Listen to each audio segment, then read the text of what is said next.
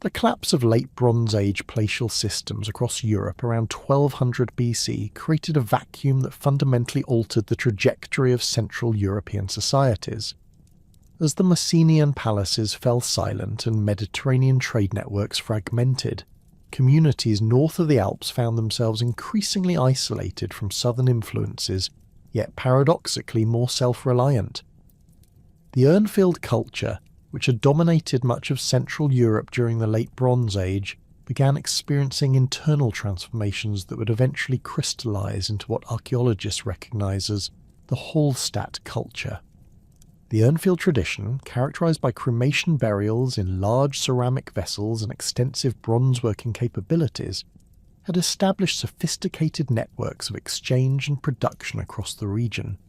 However, mounting evidence suggests that by 1200 BC, these communities faced significant environmental and social pressures.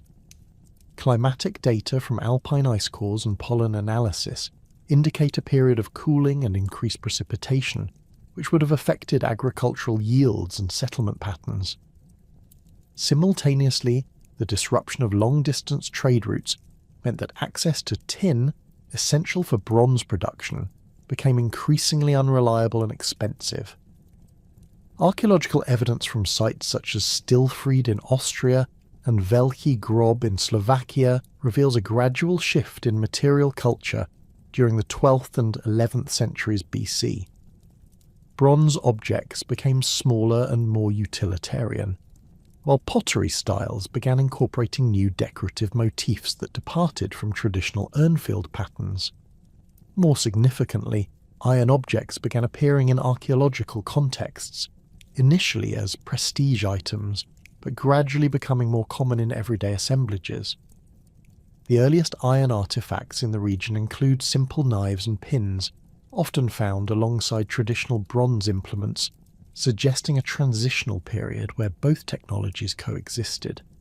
The geographic heartland of the emerging Hallstatt culture encompassed a vast territory stretching from the Eastern Alps through Bohemia and into portions of the Carpathian Basin. This region possessed several crucial advantages that facilitated cultural development. The Eastern Alps contained rich deposits of iron ore, particularly in areas that would later become synonymous with Hallstatt prosperity, such as the Salzkammergut region of Austria. The Bohemian Massif offered additional mineral resources including silver and copper, while the river systems of the Danube, Rhine and Elbe provided natural corridors for communication and exchange. Within this geographic framework, distinct regional variations began emerging that would characterize the early Hallstatt phases. In the Alpine regions, communities developed specialized knowledge of iron extraction and processing techniques.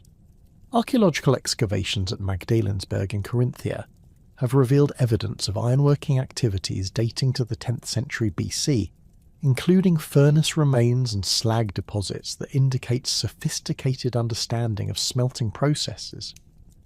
The iron ore in this region had a relatively high quality, containing fewer impurities than ores found elsewhere in Europe, which gave local smiths distinct advantages in producing superior tools and weapons. The transition from bronze to iron technology occurred gradually and unevenly across the region. Bronze continued to play important roles in decorative objects, religious items, and status symbols well into the Hallstatt period. However, iron's practical advantages for everyday tools became increasingly apparent. Iron tools maintained sharper edges longer than bronze implements, and the raw materials were more readily available locally, reducing dependence on long-distance trade networks. Early Hallstatt smiths developed techniques for carburizing iron surfaces, creating steel-like properties and cutting edges while maintaining softer, more workable cores. The process of ironworking in early Hallstatt communities involved several stages that required specialized knowledge and equipment. Ore extraction typically occurred in open-pit mines or shallow shafts, with evidence of systematic mining operations found at sites like Hüttenberg in Austria.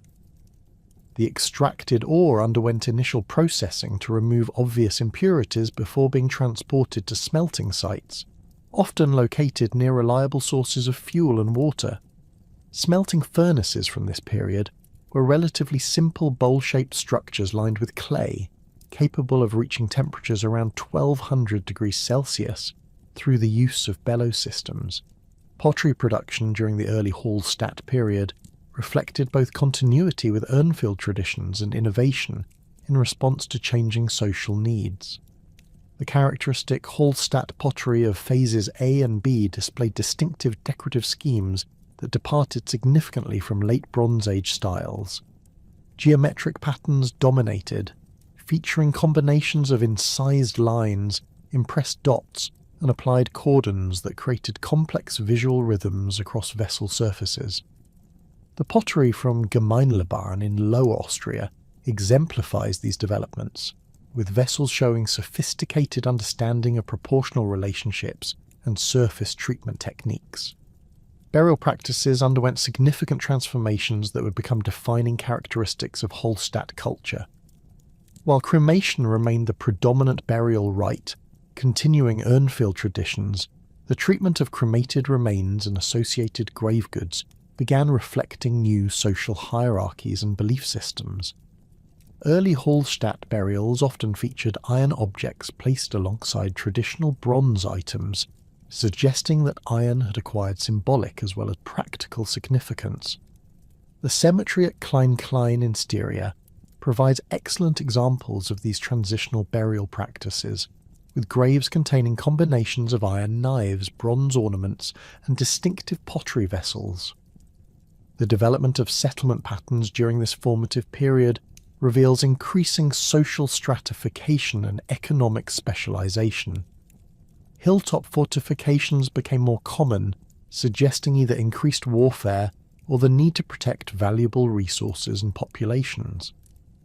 The fortified settlement at Hoeneberg, though reaching its greatest prominence later, shows evidence of occupation beginning in the early Hallstatt period. These elevated sites often controlled strategic positions overlooking river valleys or mountain passes, indicating their importance in regional communication and trade networks. Agricultural practices during the early Hallstatt period built upon late Bronze Age foundations, while adapting to changing environmental conditions. Paleobotanical evidence from sites across the region indicates continued cultivation of wheat, barley, and millet, supplemented by increasing emphasis on livestock raising. The cooling climate may have favoured pastoral activities over intensive agriculture in some areas, contributing to the mobile lifestyle that characterised many early Hallstatt communities. Animal bone assemblages from sites like Stilfried show high percentages of cattle, sheep, and pigs, with cattle bones often showing evidence of use for traction, indicating the importance of ploughing and transportation. Social organisation during this period appears to have been based on kinship groups and emerging warrior elites, who controlled access to ironworking technology and long-distance exchange relationships. The distribution of iron objects in early Hallstatt contexts suggests that metalworking knowledge was closely guarded, and that smiths held elevated social positions.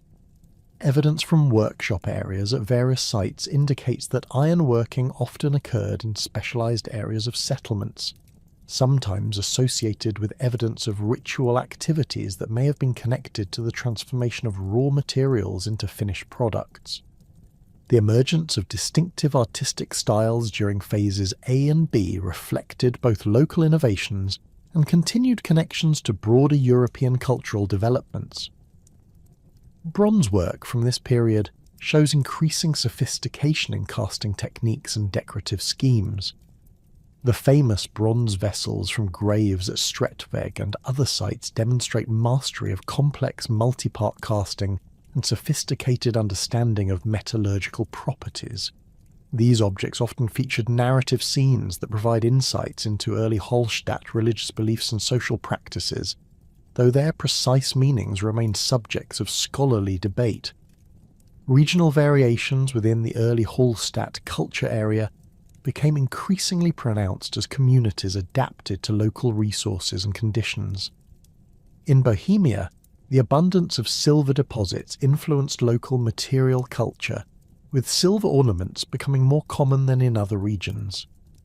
The Carpathian Basin communities developed distinctive pottery styles that incorporated influences from neighbouring cultures while maintaining core Hallstatt characteristics. These regional differences would become more pronounced in later periods, but their roots lay in the adaptive strategies developed during the formative centuries of Hallstatt culture. The technological innovations of the early Hallstatt period extended beyond metallurgy to include advances in textile production, woodworking and other crafts. Preserved organic materials from waterlogged sites provide evidence of sophisticated weaving techniques and complex textile patterns. Wooden artifacts show advanced carpentry skills and understanding of different wood properties for specific applications.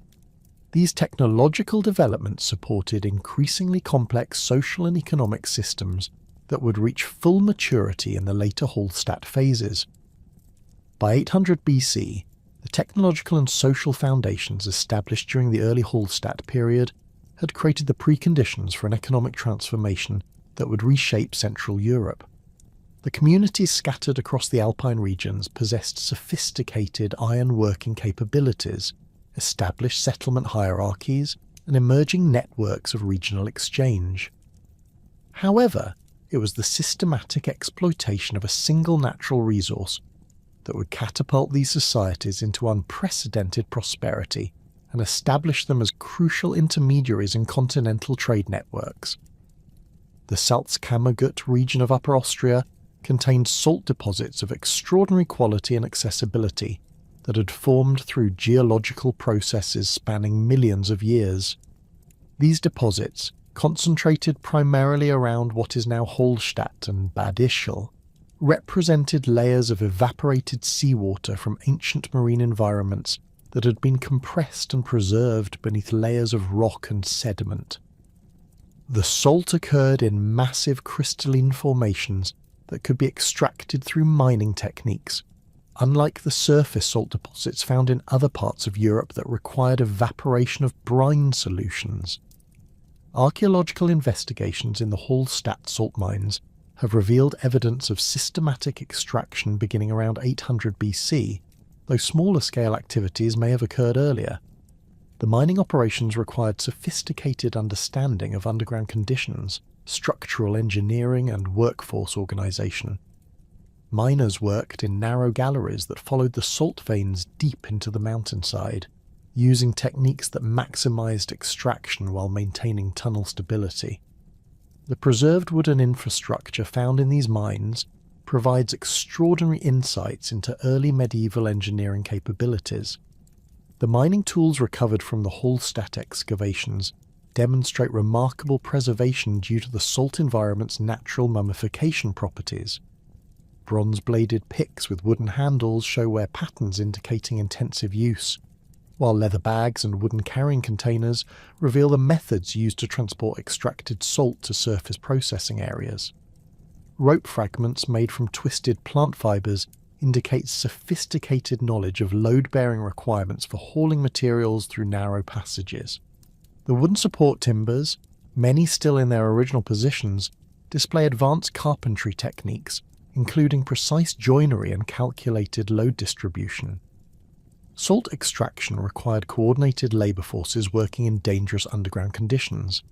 Evidence suggests that mining crews worked in shifts, with different groups responsible for excavation, transport, and surface processing.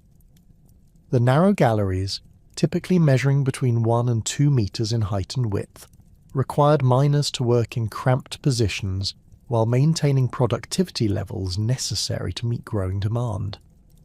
Ventilation systems using wooden channels and strategic openings provided fresh air circulation, while drainage systems managed groundwater infiltration that could flood working areas.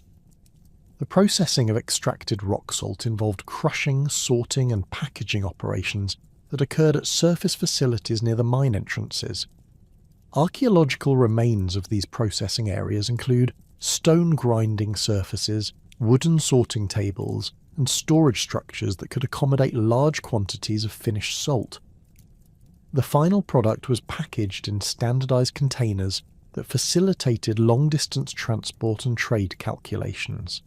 Evidence suggests that different grades of salt were produced, with the finest crystalline varieties reserved for high-value trade relationships, while coarser grades served local and regional markets.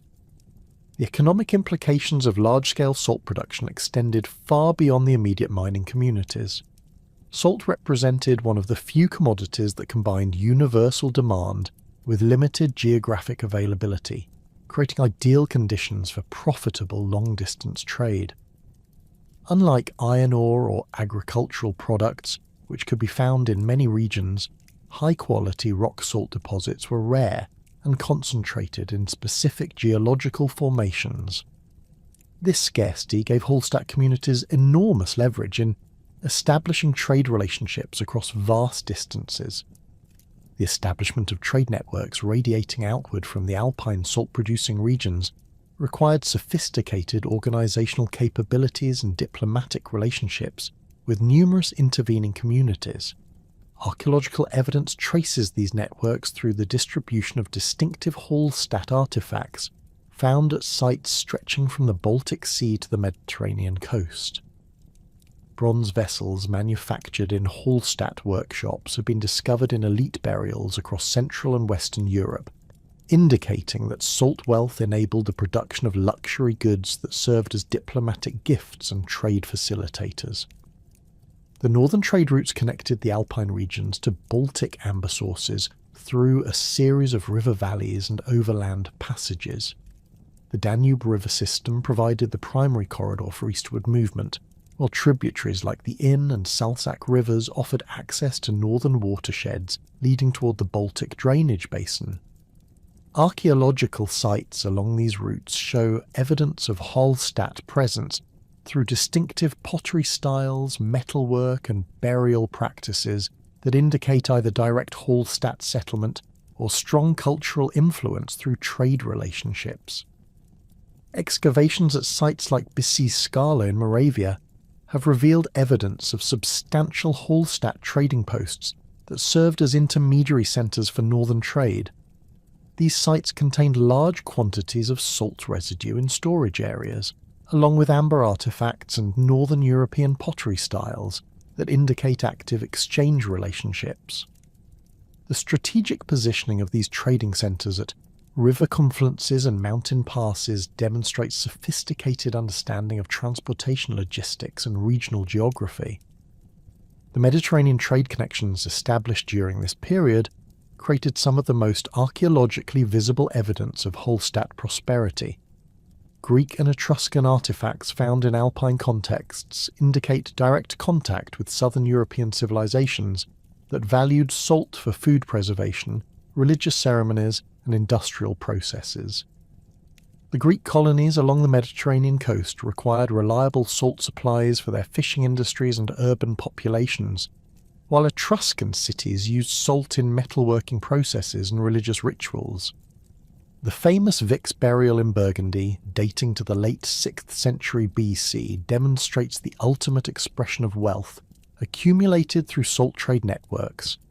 The massive bronze crater found in this burial, manufactured in Greek workshops specifically for barbarian clients, represents the type of prestige object that salt wealth could command in international markets.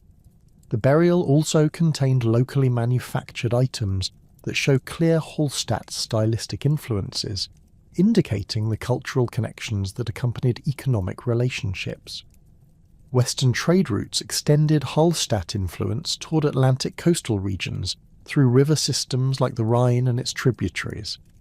Archaeological evidence from sites in eastern France and western Germany shows increasing Hallstatt cultural influence during this period, with distinctive pottery styles and metalworking techniques appearing in local contexts.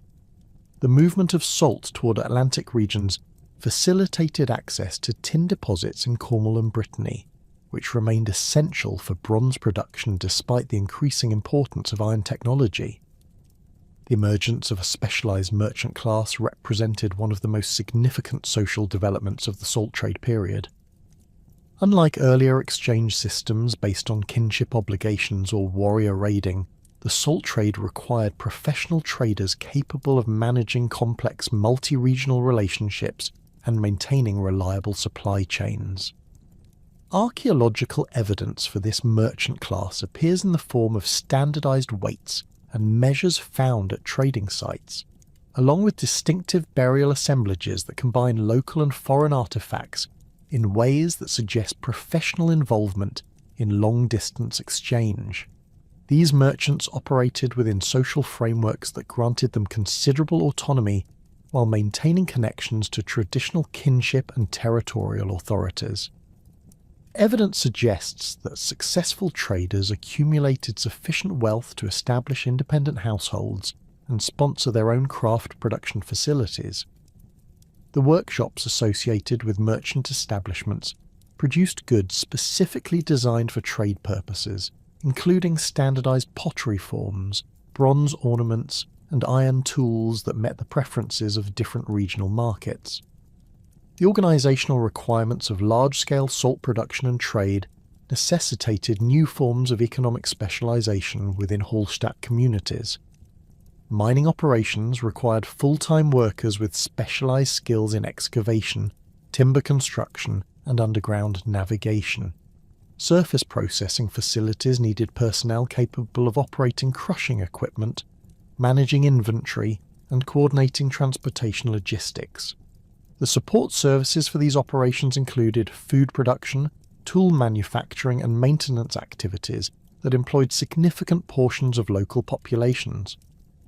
Archaeological evidence from Hallstatt period settlements shows increasing economic differentiation between households engaged in different aspects of the salt trade economy. Elite residences display evidence of access to imported goods and locally manufactured luxury items, while households associated with mining and processing activities show more utilitarian material assemblages focused on tools and equipment necessary for their specialized functions. This differentiation reflects the development of economic hierarchies based on control over different aspects of the production and distribution process. The technological innovations required for efficient salt mining included advances in metallurgy, carpentry, and engineering that had applications beyond the immediate needs of extraction operations. The bronze tools manufactured for mining purposes incorporated design improvements that enhanced durability and effectiveness in underground conditions. Wooden construction techniques developed for mine support systems influenced building methods used in surface architecture and fortification construction. The engineering knowledge required for managing underground water flow and ventilation systems contributed to advances in hydraulic technology that appeared in other contexts. The scale of salt production at Hallstatt during this period can be estimated through archaeological evidence of mining activity and waste accumulation. The extent of ancient galleries and the volume of extracted material suggest annual production levels that far exceeded local consumption needs, confirming the export orientation of these operations. Comparative analysis with historical salt production data indicates that Hallstatt mines may have supplied salt to populations numbering in the hundreds of thousands across Central and Western Europe. The environmental impact of intensive salt mining included deforestation of surrounding areas to provide timber for mine construction and fuel for processing operations. Pollen analysis from the region shows significant reduction in forest cover during this period, with corresponding increases in grassland and agricultural areas. This environmental transformation required careful resource management to maintain sustainable timber supplies while meeting the enormous demands of mining operations. The social implications of salt wealth extended beyond economic differentiation to influence political structures and cultural practices. The concentration of wealth in communities controlling salt production created new forms of political authority based on economic control rather than traditional warrior leadership or kinship status. Archaeological evidence suggests that salt-wealthy elites sponsored religious activities and public works projects that enhanced their social prestige and political legitimacy. The religious significance of salt in Hallstatt culture appears in burial practices and ritual deposits that indicate beliefs about the spiritual properties of this essential commodity.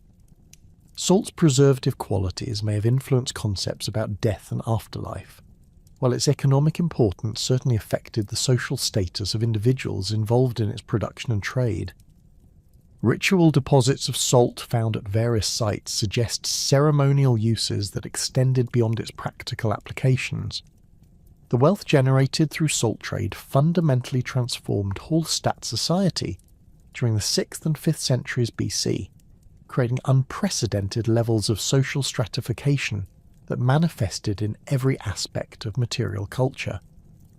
The egalitarian warrior societies of the early Hallstatt period gave way to complex hierarchical systems where economic control over salt production and trade networks determined social position more decisively than traditional markers of status. Archaeological evidence from this period reveals a society increasingly divided between a small elite class that controlled vast resources and a larger population of specialized craftspeople, miners, traders, and agricultural workers whose social positions were defined by their relationships to the salt economy. The most dramatic evidence for this social transformation appears in the burial record, where the contrast between elite and common graves became stark and unmistakable. The princely graves, or Fürstengräber, that characterize this period represent a completely new phenomenon in Central European prehistory. These massive burial complexes required enormous investments of labour and resources, involving the construction of elaborate wooden chambers beneath large earthen mounds that could measure over 100 metres in diameter and reach heights of 15 metres or more. The Magdalenenberg burial near Villingen in southwestern Germany exemplifies these monuments, with its carefully engineered burial chamber constructed from massive oak timbers joined with sophisticated carpentry techniques, and surrounded by a complex arrangement of subsidiary graves that likely contained retainers, craftspeople, and other individuals whose social identities were tied to the deceased elite. The grave goods deposited in these princely burials demonstrate the global reach of Hallstatt trade networks and the extraordinary purchasing power that salt wealth provided.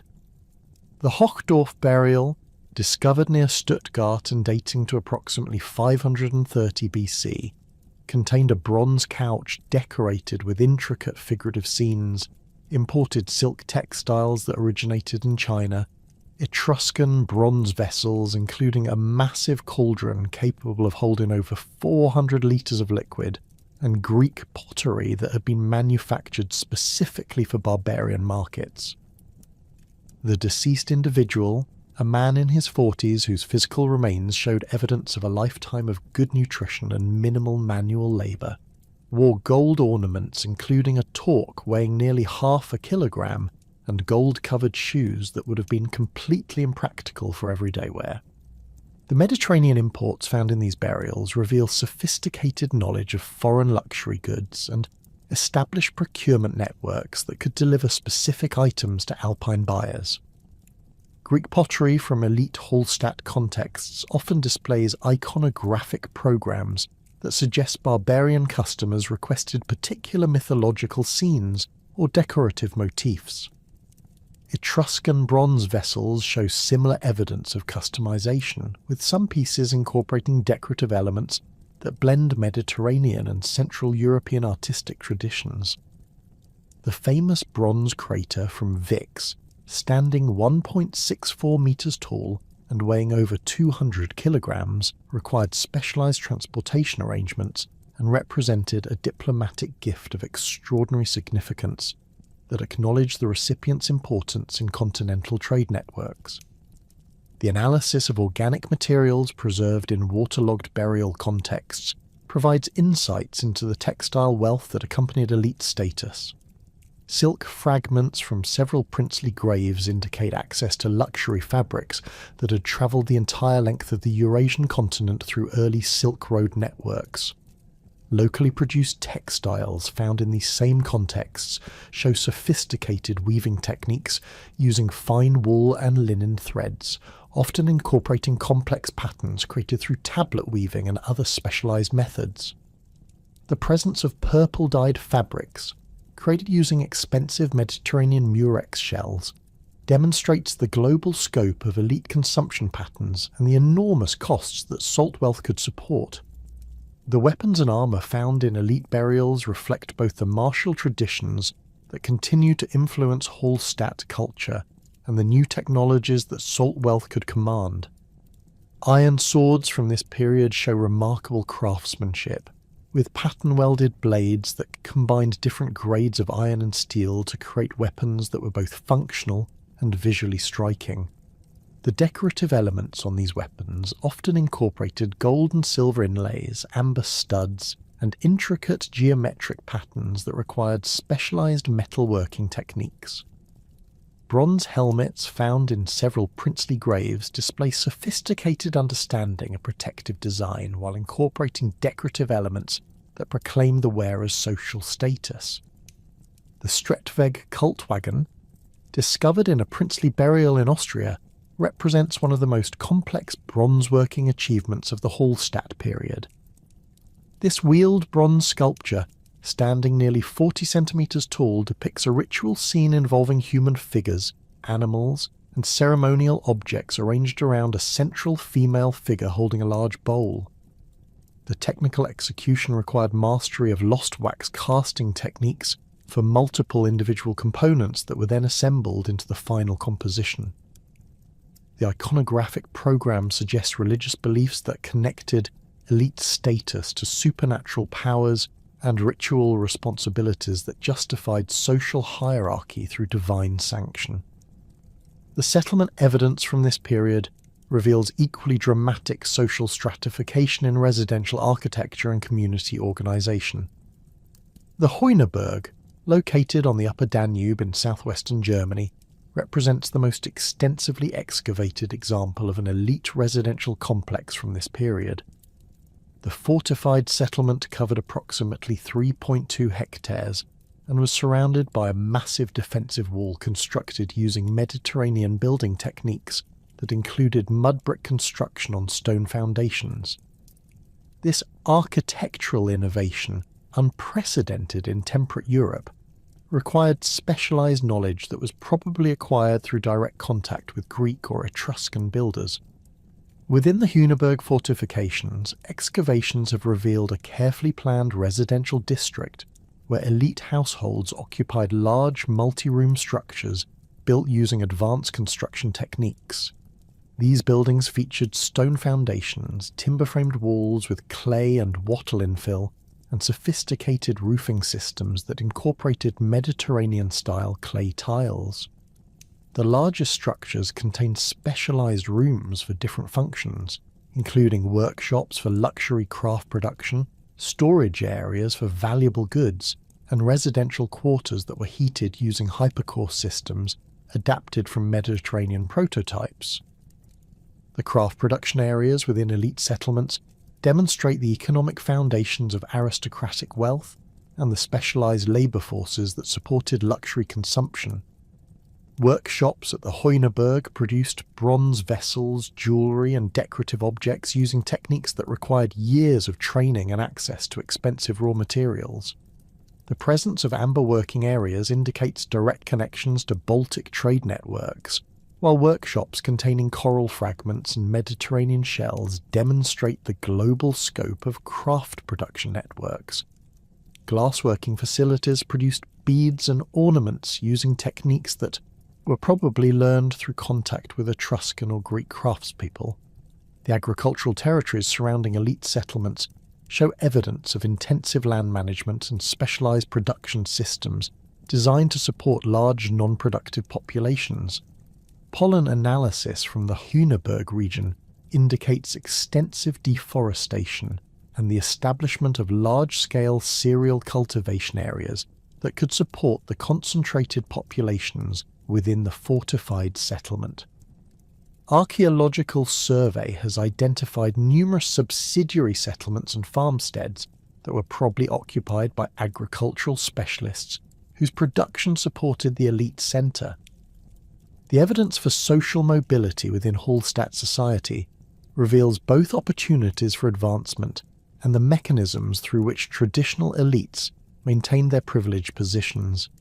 Wealthy merchant burials from this period show individuals who accumulated significant resources through trade activities, but whose grave goods differ subtly from those of traditional aristocratic families. These merchant graves often contain standardized weights and measures, exotic goods from multiple regions, and locally produced items that suggest involvement in craft production or trade facilitation. However, they typically lack the massive scale and Mediterranean imports that characterize the princely burials, suggesting that economic success alone was insufficient to achieve the highest social ranks. The warrior culture that had characterized earlier Hallstatt periods continued to influence social organization, but the nature of martial activity adapted to the new economic and political circumstances. Elite burials from this period contain weapons that emphasize display and ceremonial function over practical battlefield effectiveness. Swords with elaborate decorative hilts and scabbards show minimal evidence of actual use, while bronze armor pieces appear designed more for ritual or ceremonial contexts than for protection in combat. The shift towards ceremonial weaponry suggests that elite status was increasingly based on economic control rather than personal martial prowess. The archaeological evidence for warfare during this period indicates that conflicts increasingly focused on control over trade routes and resource extraction areas, rather than the cattle raiding and territorial disputes that had characterized earlier periods. Fortified sites controlling strategic river crossings and mountain passes show evidence of systematic destruction and rebuilding that suggests ongoing competition for commercial advantages. The defensive architecture at these sites incorporates sophisticated military engineering techniques, including overlapping fields of fire, protected gateways, and advanced siege-resistant construction methods. The religious practices associated with elite culture during this period reveal belief systems that legitimize social hierarchy through supernatural sanction. Ritual deposits at elite settlements often contain valuable objects that were deliberately destroyed or buried, suggesting ceremonies that demonstrated the wealth and piety of aristocratic sponsors. The Vic's burial included a massive bronze crater that contained evidence of honeymead, indicating funeral ceremonies that involved communal consumption of expensive alcoholic beverages. Similar evidence from other elite burials suggests that aristocratic funerals served as occasions for competitive display and community reinforcement of social hierarchies. The iconographic programs found on elite artifacts provide insights into the ideological frameworks that supported social stratification.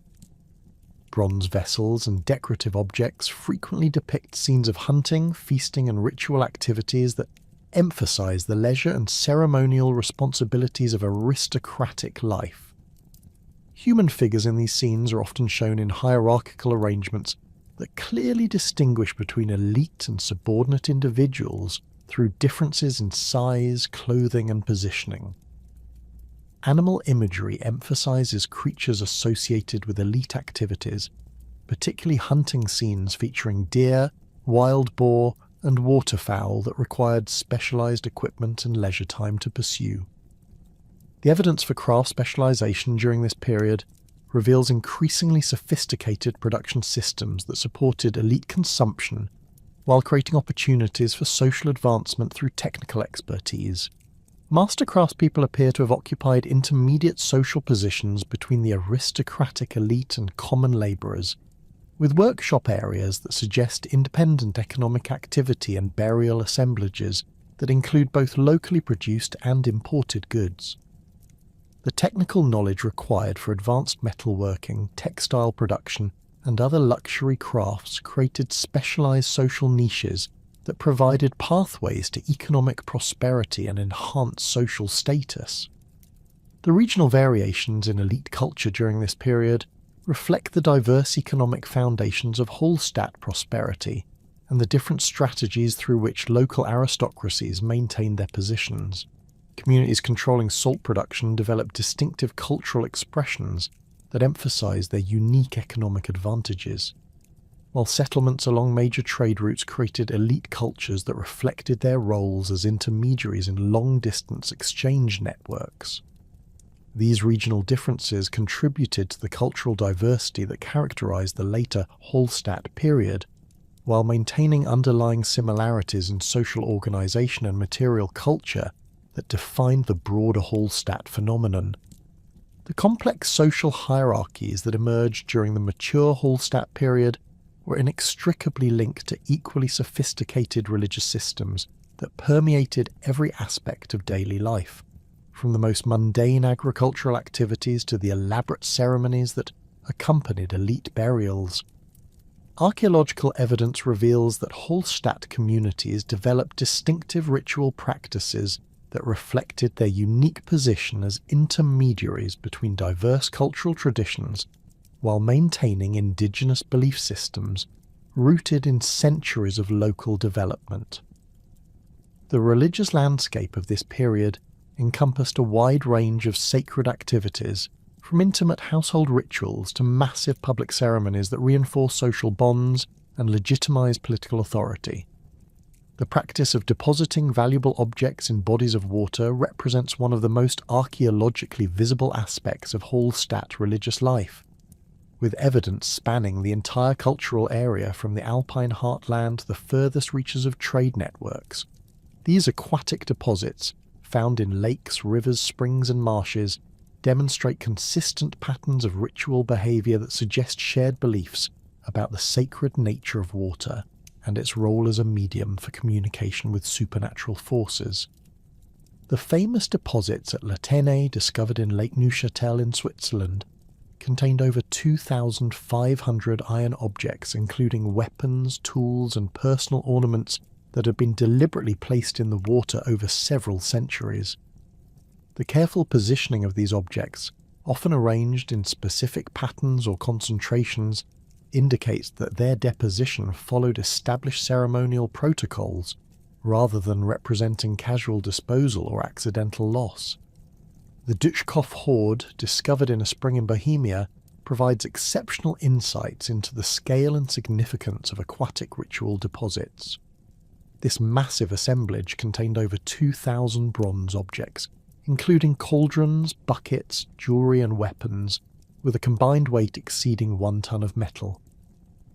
The presence of objects from across Central Europe, including items manufactured in distant regions and exotic materials like amber and coral, demonstrates that these ritual deposits drew upon extensive networks of exchange and represented enormous investments of community resources.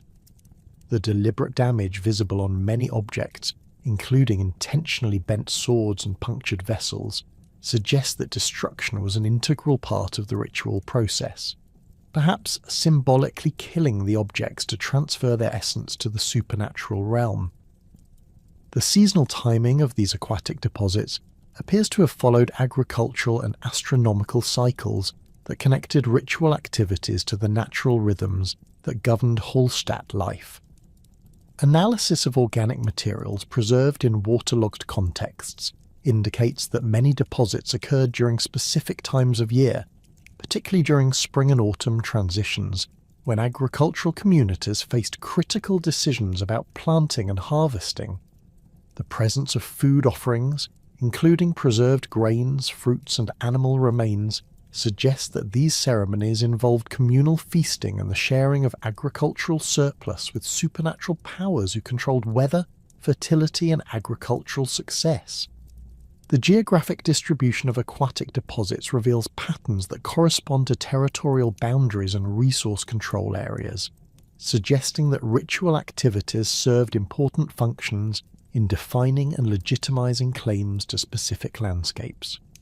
Major deposits often occur at strategic locations such as river confluences, lake outlets, and spring sources that would have served as natural gathering places for communities scattered across large territories. The Linfor hoard in Wales, though geographically distant from the Hallstatt core area, demonstrates the widespread adoption of aquatic ritual practices and contains a mixture of local and continental European objects that illustrates the cultural connections maintained through trade networks. The analysis of weapon deposits provides particularly detailed insights into the martial aspects of Hallstatt religious beliefs and the ceremonies that surrounded warfare and conflict resolution. Swords found in aquatic contexts often show evidence of ritual bending or breaking that would have rendered them useless for combat, suggesting beliefs about the spiritual power of weapons and the need to neutralize their potential for violence through ceremonial destruction. The presence of complete weapon sets, including swords, spears, and shields deposited together, may represent the equipment of individual warriors whose deaths in battle or other circumstances required ritual commemoration through aquatic burial. The technological sophistication of objects chosen for aquatic deposition demonstrates the high value placed on these ritual activities and the willingness of communities to sacrifice valuable resources for religious purposes. Bronze cauldrons, capable of holding hundreds of litres of liquid, represent enormous investments in raw materials and skilled labour, yet they appear regularly in water deposits across the Hallstatt world.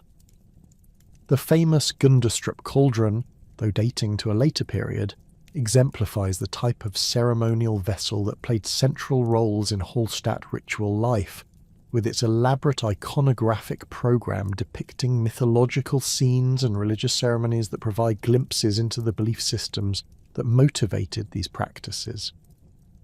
The burial customs practiced during the Hallstatt period reveal equally complex religious beliefs about death, afterlife, and the maintenance of social relationships beyond the grave. The regional variations in burial practices reflect both local traditions and the influence of cultural exchanges facilitated by trade networks, creating a diverse landscape of mortuary customs that nonetheless shared underlying concepts about proper treatment of the dead. The transition from cremation to inhumation that occurred in many regions during this period represents more than a simple change in burial technique. It reflects fundamental shifts in beliefs about the nature of death and the requirements for successful transition to the afterlife. In the eastern Hallstatt regions, cremation remained the predominant burial practice throughout most of the period, continuing traditions established during the Urnfield culture centuries earlier.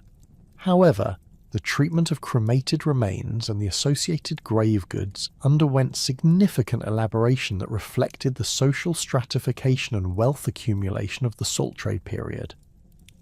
Elite cremation burials often involved the construction of the elaborate pyre sites, where the deceased and their possessions were burned together in ceremonies that could last for days and involve entire communities. The famous Magdalenenburg burial complex in southwestern Germany included evidence of massive pyre construction that required specialized engineering to achieve the high temperatures necessary for complete cremation of large quantities of organic materials. The ashes and bone fragments recovered from cremation sites were carefully collected and processed according to specific protocols that varied by region and social status.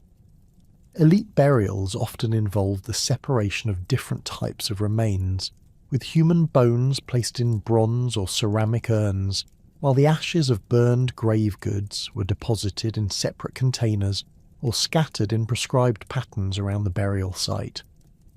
The presence of unburned objects placed alongside cremated remains suggests complex beliefs about which possessions should accompany the deceased into the afterlife and which should remain in the world of the living. The western Hallstatt regions witnessed a gradual transition toward inhumation practices that may have been influenced by contact with Mediterranean cultures where body burial was the standard practice. However, the adoption of inhumation in Hallstatt contexts involved distinctive local innovations that created burial practices unlike those found elsewhere in Europe. The wooden burial chambers constructed for elite inhumations represented sophisticated engineering projects that required advanced carpentry skills and careful attention to preservation techniques designed to maintain the integrity of the deceased and their grave goods for extended periods. The orientation and positioning of inhumation burials reveal systematic patterns that suggest specific beliefs about directional symbolism and proper bodily arrangement for the afterlife journey. Many Hallstatt inhumations were oriented along east-west axes, with the deceased positioned to face either the rising or setting sun, depending on regional traditions and individual circumstances.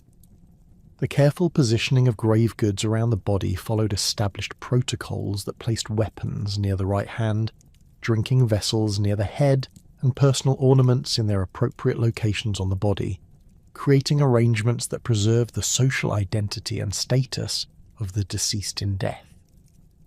The grave goods deposited with both cremation and inhumation burials provide detailed insights into Hallstatt beliefs about the material requirements for afterlife existence and the social relationships that continued beyond death. The presence of complete sets of everyday objects, including tools, weapons, jewellery, and household items, suggests beliefs that the deceased would continue to need these possessions in their post-mortem existence.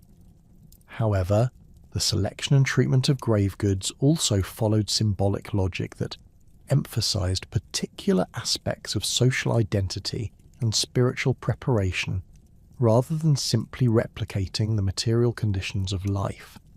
The inclusion of food and drink in burial context demonstrates beliefs about the physical needs of the deceased and the importance of maintaining proper relationships between the living and the dead through ongoing provisioning. Large bronze cauldrons and drinking vessels found in elite burials often contain residues of alcoholic beverages, particularly honey mead and imported wine, that indicate elaborate funeral feasts where the community shared food and drink with the deceased. The presence of imported amphorae and specialized drinking equipment suggests that these funeral ceremonies involve the consumption of exotic beverages that emphasize the international connections and sophisticated tastes of the deceased elite. The treatment of animals in burial contexts reveals complex beliefs about the relationships between humans and other species, and the role of animals in facilitating transitions between different realms of existence. Horse burials found in association with elite human graves involve the careful positioning of complete animals, along with their riding and driving equipment, suggesting beliefs about the continued need for transportation in the afterlife. The presence of dog burials, often positioned near the feet of human burials, may reflect beliefs about the protective and guiding functions of these animals in the journey to the afterlife. The construction of burial monuments and the organization of cemetery landscapes demonstrate the importance of maintaining visible connections between the living community and their deceased ancestors. The massive earthen mounds that covered elite burials served as permanent landmarks that proclaimed the continued presence and influence of powerful individuals long after their deaths. These monuments required enormous investments of community labour and represented ongoing commitments to maintaining the memory and status of the deceased through landscape modification that could be seen from great distances. The sacred sites and temple structures associated with Hallstatt communities reveal the physical settings where religious activities took place, and the architectural forms that supported various types of ceremonial behaviour. Hilltop sanctuaries positioned on prominent elevations that commanded extensive views over surrounding territories served as focal points for religious activities that brought together communities scattered across large areas. The Magdalensburg Sanctuary in Carinthia exemplifies these elevated religious sites, with evidence of temple structures, ritual deposits, and ceremonial activities that spanned several centuries of Hallstatt occupation.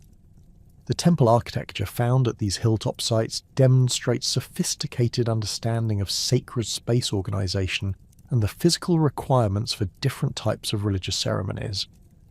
Rectangular wooden structures with internal divisions created spaces for different ritual activities, while external areas provided gathering spaces for larger community ceremonies.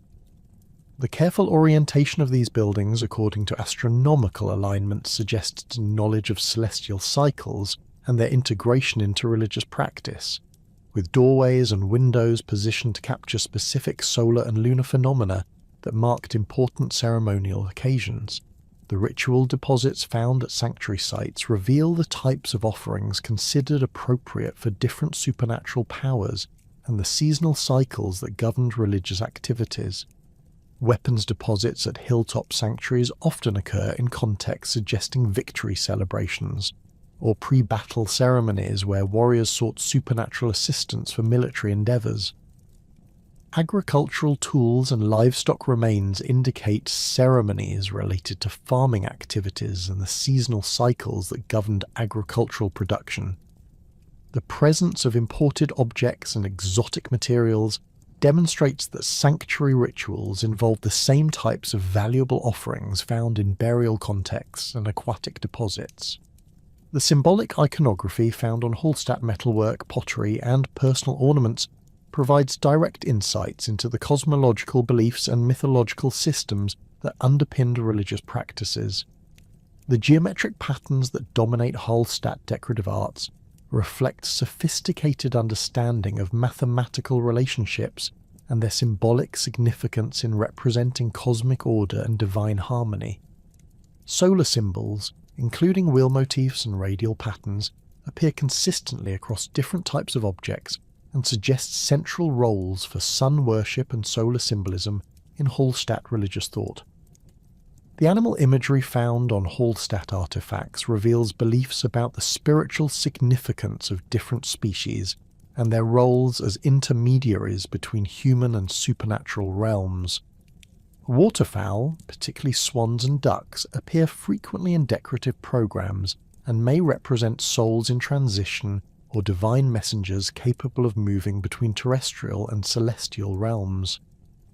Deer and other forest animals symbolize the wild spaces beyond human control and the spiritual powers that governed hunting success and forest resources.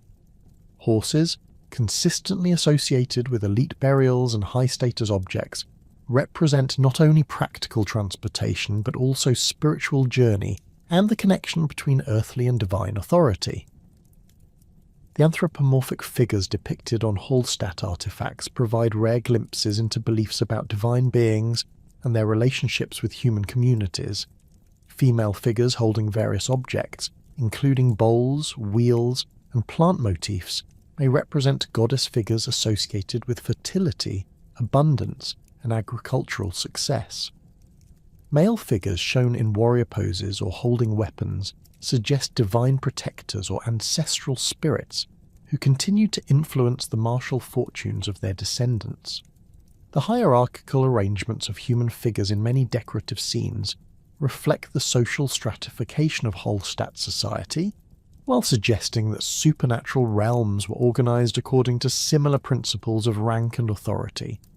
The religious and ceremonial objects that dominated Hallstatt artistic expression required unprecedented levels of technological sophistication, driving innovations in metallurgy, pottery production, textile manufacturing, and woodworking that transformed the material capabilities of Central European societies.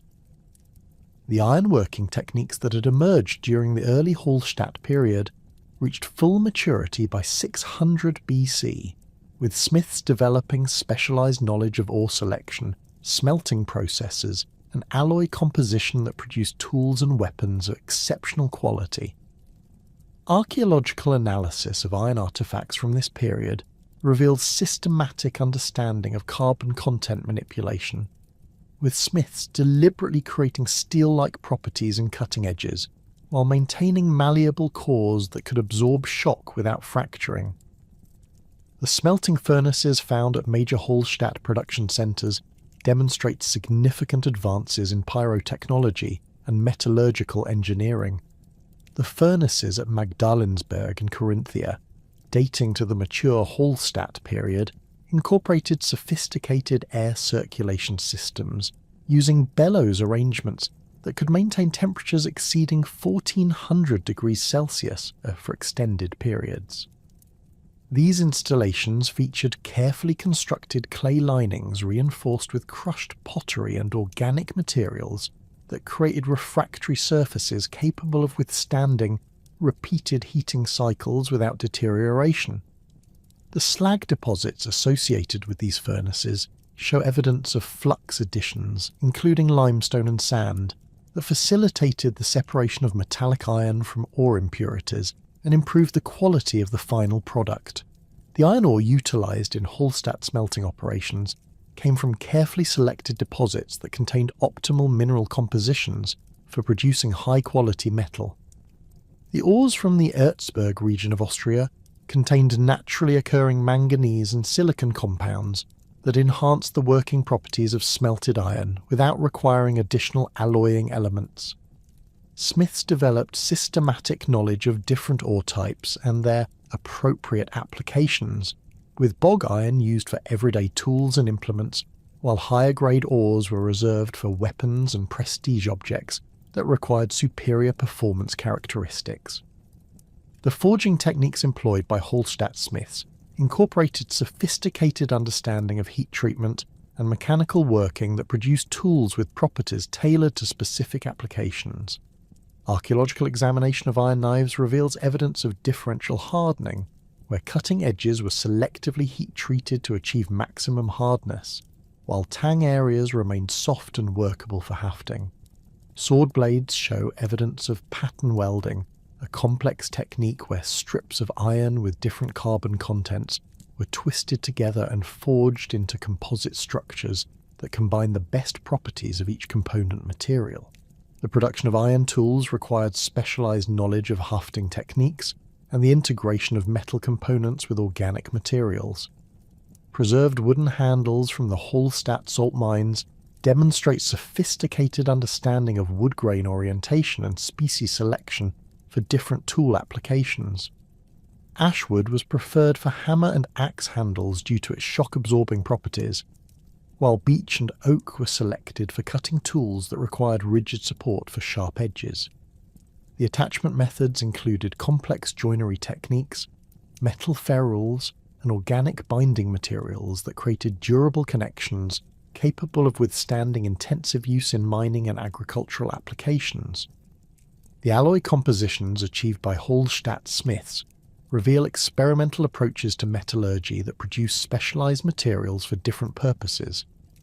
Bronze continued to play important roles in decorative applications and specialized tools, with smiths developing tin-bronze alloys containing precise proportions of copper, tin, and trace elements that enhance casting properties and visual appearance. Lead-bronze alloys were employed for objects requiring dense, easily worked material, while brass alloys incorporating zinc created distinctive golden colours that were prized for jewellery and decorative elements. The casting techniques used for bronze production achieved remarkable sophistication in both technical execution and artistic expression. The lost wax casting process employed for complex objects like the Strettweg Kultwagen required master craftsmen capable of creating intricate wax models, constructing multi-part clay moulds, and managing the precise temperature control necessary for successful casting of large, complex forms. Evidence from bronze working sites shows the use of ceramic crucibles lined with specialized clay mixtures that could withstand repeated heating cycles while maintaining chemical neutrality that prevented contamination of molten metal. The development of specialized metallurgical tools reflects the growing complexity of metalworking operations and the need for precision instruments capable of supporting advanced techniques. Bronze tongs with carefully shaped jaws allowed smiths to manipulate hot metal with accuracy, while specialized hammers with different head shapes and weights provided the control necessary for detailed forming operations.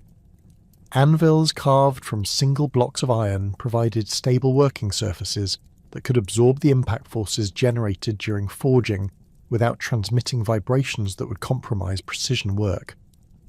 The pottery production systems that supported Hallstatt communities achieved remarkable standardization and technical sophistication, while maintaining regional stylistic variations that reflected local preferences and cultural identities.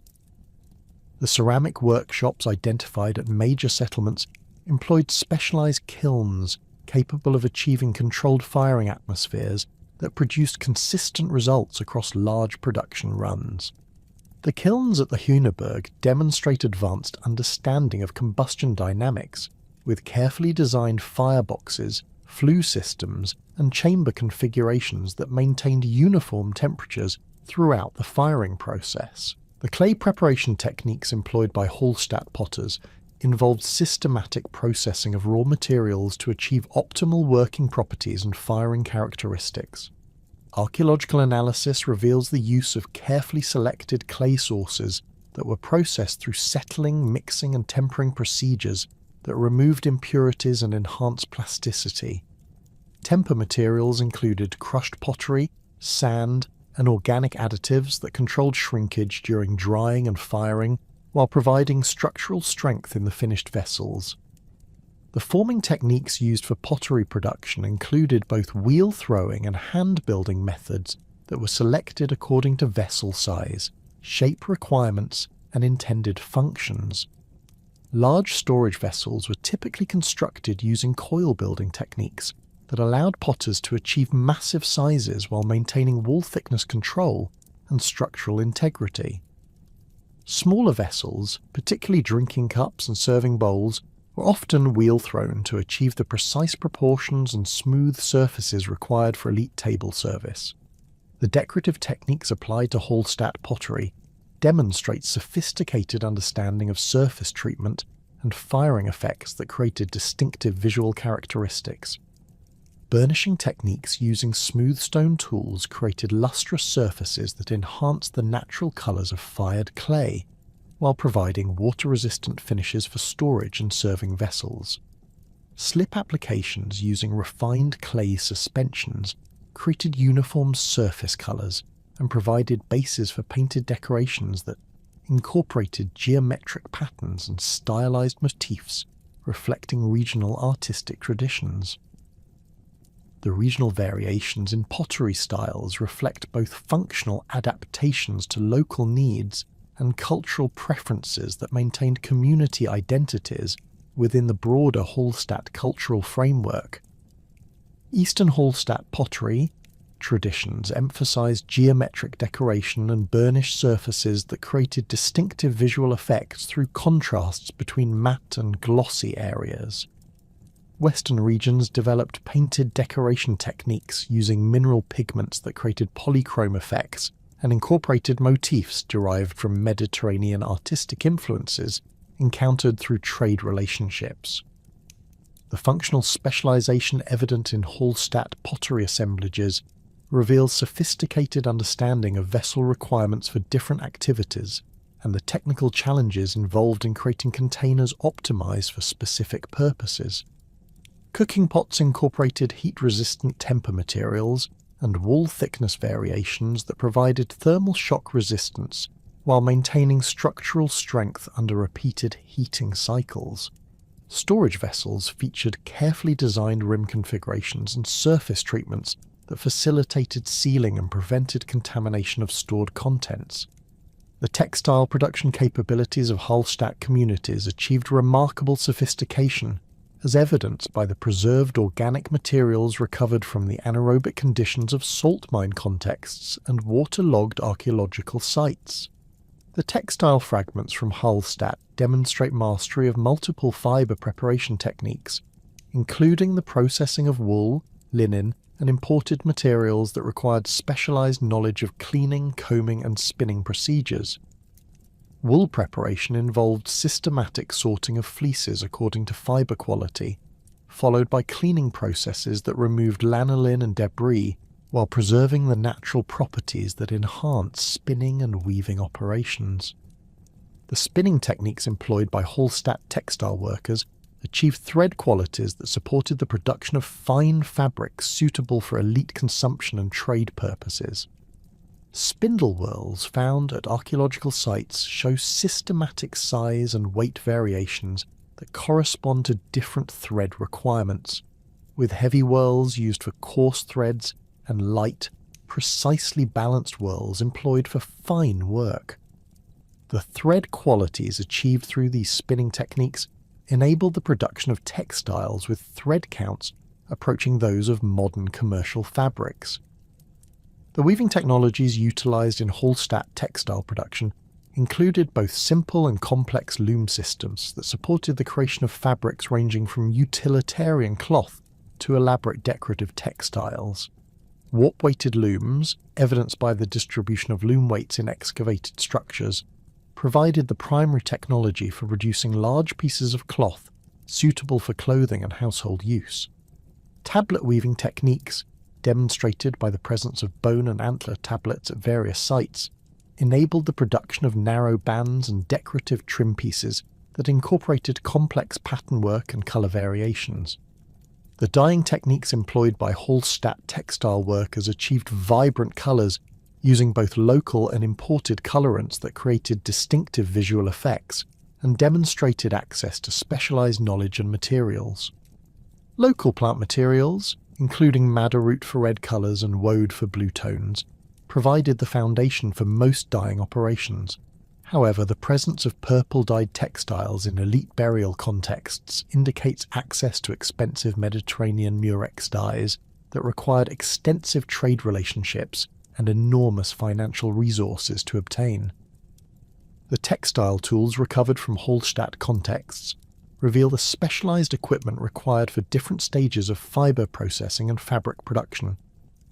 Combs carved from bone and antler show wear patterns indicating intensive use in wool preparation, while needles of various sizes demonstrate the range of sewing and embroidery techniques employed in textile finishing. The presence of textile shears and cutting tools indicates systematic approaches to fabric cutting and garment construction that required precision and planning to minimise waste of valuable materials. The woodworking capabilities demonstrated by preserved organic materials from Hallstatt sites reveal sophisticated understanding of timber selection, seasoning, and construction techniques that supported both utilitarian and artistic applications. The wooden infrastructure preserved in the salt mines provides extraordinary evidence of carpentry skills, including complex joinery techniques that created strong, durable connections without metal fasteners. Mortise and tenon joints, dovetail connections, and lap joints demonstrate systematic knowledge of wood properties and mechanical principles that enable the construction of load-bearing structures in challenging underground environments. The timber selection practices employed by Hallstatt carpenters reveal detailed knowledge of different wood species and their appropriate applications for specific construction requirements. Oak timber was preferred for structural applications requiring maximum strength and durability, while softer woods like pine and fir were selected for applications where workability and weight considerations were more important than ultimate strength. The preserved wooden artifacts show evidence of systematic seasoning processes that reduced moisture content and improved dimensional stability in finished products. The construction techniques used for wooden vehicles demonstrate advanced understanding of mechanical principles and the engineering requirements for creating functional transportation equipment. The wooden wheels preserved in waterlogged contexts show sophisticated spoke and hub construction that distributed loads effectively while minimizing weight. The joinery techniques used in wheel construction incorporated wedges, pins, and carefully fitted components that created assemblies capable of withstanding the stresses imposed by loaded vehicles travelling over rough terrain. The household objects carved from wood reveal the artistic capabilities of Hallstatt woodworkers and their ability to combine functional requirements with decorative elements that enhance the visual appeal of everyday items. Bowls, cups, and serving vessels show evidence of turning techniques that created smooth, symmetrical forms with consistent wall thickness. The decorative carving found on these objects incorporates geometric patterns and stylized motifs that complement the artistic traditions expressed in metalwork and pottery. The preservation of wooden architectural elements in anaerobic contexts provides insights into the construction techniques used for buildings and fortifications that have otherwise disappeared from the archaeological record. Post and beam construction techniques created frameworks that could support substantial loads while allowing for modification and expansion as community needs changed. The timber connections used in these structures incorporated sophisticated joinery that created rigid assemblies without requiring metal fasteners that would have been expensive and potentially subject to corrosion in exposed conditions.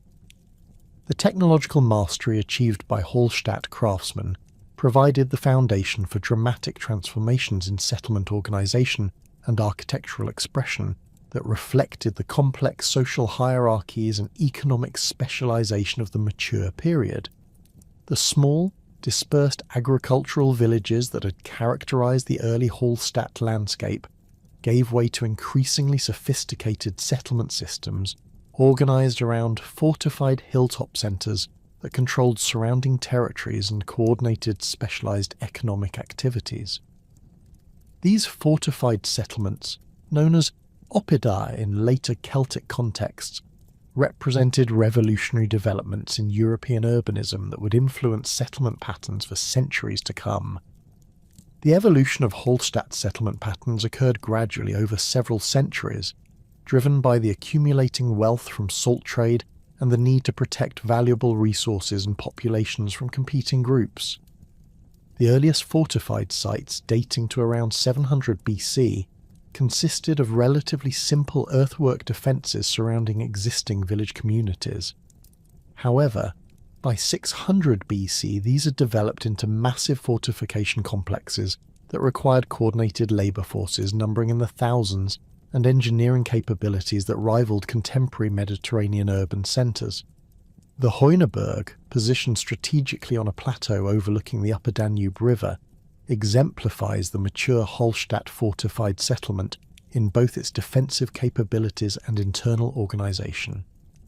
The site's natural advantages included steep slopes on three sides that provided inherent defensive value, while the fourth side faced a narrow neck of land that could be easily fortified and controlled. The builders enhanced these natural features through massive earthwork construction that created defensive walls rising over 6 metres above the surrounding terrain, with internal structures that provided platforms for defenders and storage areas for weapons and supplies. The most remarkable aspect of the Heuneberg fortifications was the incorporation of Mediterranean building techniques that had never before appeared in temperate European contexts. The defensive wall included sections constructed using mud brick techniques on stone foundations, a technology that required specialised knowledge of clay preparation, brick formation, and wall construction methods. Archaeological evidence suggests that this knowledge was acquired through direct contact with Greek or Etruscan builders, possibly craftsmen who travelled north specifically to work on this project, or Hallstatt individuals who had observed these techniques during travels to Mediterranean regions. The internal organisation of the Heuneberg reveals sophisticated urban planning that allocated space according to social hierarchies and functional requirements. The highest elevation within the fortified area contained the largest residential structures, built using advanced timber framing techniques with stone foundations and featuring multiple rooms organised around central courtyards. These elite residences incorporated heating systems adapted from Mediterranean hypocaust designs, with underground channels that distributed warm air throughout the buildings during cold seasons.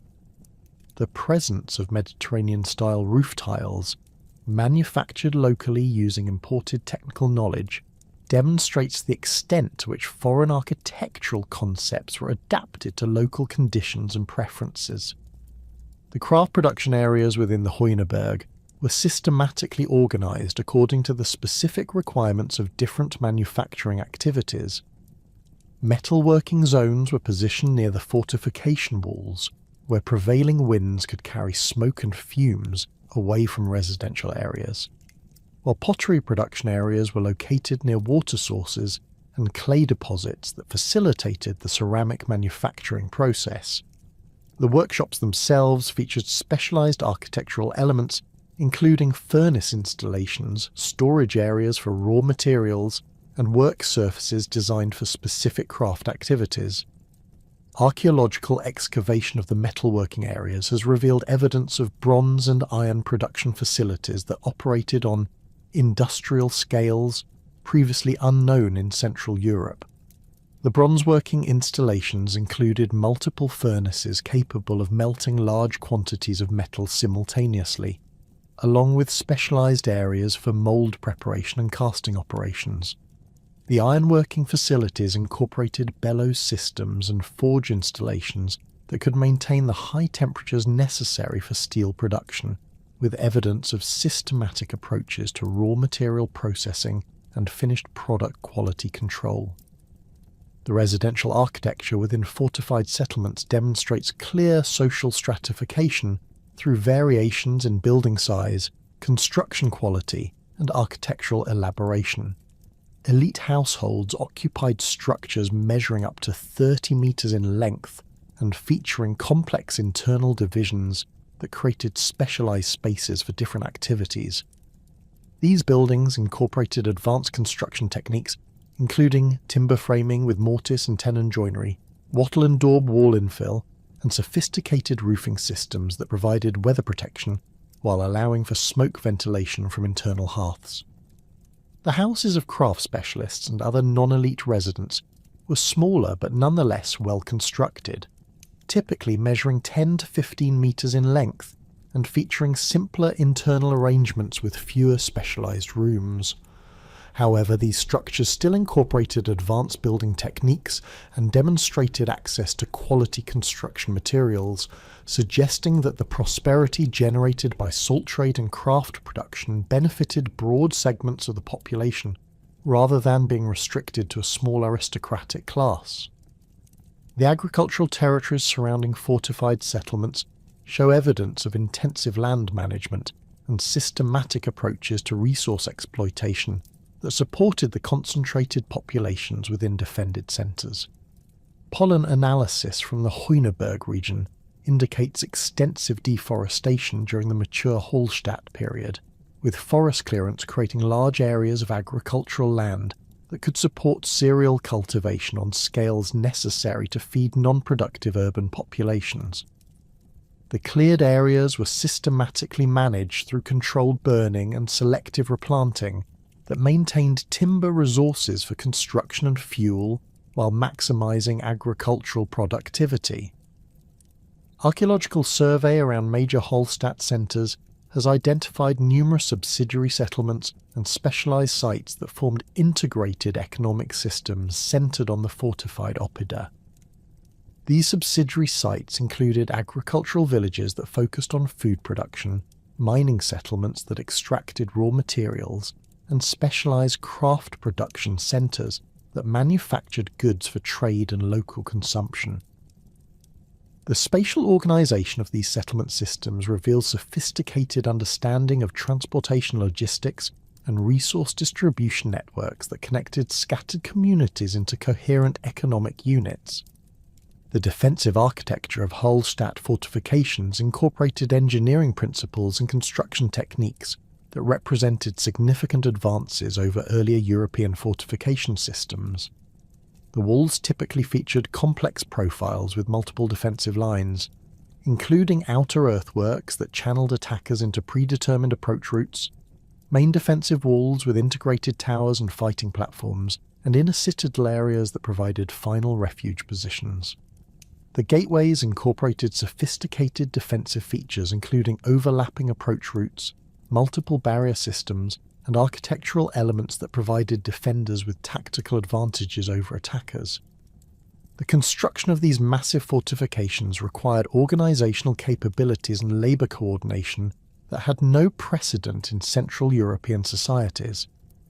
Estimates based on the volume of earthwork and stone construction at sites like the Heuneberg suggest that construction projects involved thousands of workers operating over multiple construction seasons. The logistics of providing food, tools, and materials for these workers, along with the technical supervision required for complex engineering projects, indicates the emergence of administrative capabilities and social organisation systems that approached those of contemporary Mediterranean city-states. The architectural evidence for craft production within settlements reveals the specialized infrastructure required for different manufacturing activities and the integration of production facilities into overall settlement planning. Pottery workshops required kilns with specific thermal properties, along with storage areas for clay, temper materials, and finished products. The kiln designs found at Hallstatt sites incorporated sophisticated understanding of combustion dynamics and temperature control, with multi-chamber systems that allowed for different firing atmospheres and precise control over ceramic properties. Textile production facilities within settlements included specialized buildings for fiber processing, spinning, and weaving activities. These structures featured architectural elements designed to support the equipment required for different stages of textile production, including areas for loom installations, fiber storage, and dyeing operations. The presence of dedicated textile workshops within fortified settlements indicates that cloth production had become a specialized economic activity, rather than simply a household craft, with implications for trade relationships and social organization. The evidence for agricultural practices associated with Hallstatt settlements reveals sophisticated understanding of land management and crop production techniques that supported both local consumption and trade activities. Paleobotanical analysis from settlement contexts indicates systematic cultivation of multiple cereal species, including wheat, barley, and millet, along with legume crops that provided protein sources and soil improvement through nitrogen fixation. The crop rotation systems evidenced by pollen and seed analysis demonstrate knowledge of agricultural techniques that maintained soil fertility while maximizing yields from available land. The animal husbandry practices associated with Hallstatt settlements involved systematic management of livestock populations that provided meat, dairy products, and raw materials for craft production. Cattle remained the primary livestock species, with bone analysis indicating selective breeding practices that enhance size and meat production capabilities. The presence of specialized structures for livestock housing and feed storage within settlement areas suggests that animal husbandry had become an intensive activity that required systematic management and significant resource investment. The storage facilities found within Hallstatt settlements demonstrate the scale of surplus production and the organizational requirements for managing agricultural and craft products. Large granaries with capacities measured in tons of stored grain indicate production levels that far exceeded immediate consumption needs, suggesting systematic approaches to surplus management and trade preparation. The storage structures incorporated sophisticated design features, including raised floors that prevented moisture damage, ventilation systems that maintained air circulation, and access controls that protected valuable contents from theft or unauthorized use. The water management systems developed for Hallstatt settlements reveal advanced understanding of hydraulic engineering and the infrastructure requirements for supporting concentrated populations. Wells, cisterns, and drainage systems provided reliable water supplies while managing waste disposal and preventing contamination of living areas. The engineering sophistication of these systems, including stone-lined wells and ceramic pipe networks, demonstrates technical capabilities that supported urban-scale populations in locations that lacked natural water sources. The transportation infrastructure associated with Hallstatt settlements included road systems, bridges, and harbour facilities that connected fortified centres to their surrounding territories and distant trade networks. Archaeological evidence of paved roads and engineered river crossings indicates systematic approaches to transportation planning that facilitated the movement of people, goods, and information across the landscape. The harbour installations found at lakeside settlements incorporated sophisticated understanding of water level management and cargo handling requirements. The environmental impact of intensive Hallstatt settlement and resource exploitation created landscape transformations that remained visible for centuries after the culture's decline. Deforestation around major centres permanently altered local ecosystems, while mining activities created landscape features that continued to influence land use patterns. The agricultural intensification associated with Hallstatt settlements established field systems and land boundaries that influenced subsequent settlement patterns and agricultural practices. The regional variations in Hallstatt settlement patterns reflect adaptations to local environmental conditions and resource availability, while maintaining underlying organisational principles that characterise the broader cultural phenomenon. Alpine settlements focused on controlling mineral resources and mountain passes, while lowland sites emphasised agricultural production and river transportation networks. These regional adaptations created diverse settlement landscapes that nonetheless shared architectural traditions and organisational principles that defined Hallstatt urban development. The influence of Hallstatt's settlement patterns on subsequent European development extended far beyond the immediate cultural area, with fortified hilltop centres serving as prototypes for later Celtic oppidar and Roman urban foundations. The architectural techniques and urban planning concepts developed during the Hallstatt period provided foundations for European urbanism that continued to influence settlement development throughout the Iron Age and into the Roman period. The sophisticated settlement patterns and architectural achievements of the mature Hallstatt period provided the physical framework for an equally remarkable flowering of artistic expression that reflected the complex cultural synthesis occurring across Central Europe. The workshops and craft production centres housed within fortified settlements became laboratories of innovation, where traditional indigenous artistic traditions merged with influences from distant civilizations, creating distinctive visual languages that communicated social hierarchies, religious beliefs, and cultural identities through increasingly sophisticated, symbolic programs. The geometric patterns that dominated early Hallstatt decorative arts evolved into complex compositional systems that incorporated mathematical relationships and proportional harmonies, reflecting sophisticated aesthetic sensibilities. These patterns, found across multiple media from pottery to metalwork to textiles, employed recurring motifs including concentric circles, interlocking spirals, and angular meander designs that created visual rhythms and structural frameworks for more elaborate iconographic programs. The geometric vocabulary developed during this period demonstrated systematic understanding of symmetry principles, with artists employing rotational and reflectional symmetry to create balanced compositions that maintained visual coherence across objects of varying scales and functions. Archaeological analysis of decorated objects reveals that geometric patterns served multiple functions beyond pure aesthetic appeal, operating as symbolic systems that conveyed cultural meanings and social information to viewers familiar with their iconographic conventions. The concentric circle motifs that appear consistently on bronze vessels, belt plates, and personal ornaments may have represented solar symbolism or concepts of cosmic order, while spiral patterns could signify cyclical time, seasonal changes, or spiritual transformation. The mathematical precision evident in these patterns suggests that their creation required specialized knowledge and training, indicating the emergence of professional artists whose technical skills and cultural literacy elevated them above ordinary craft workers.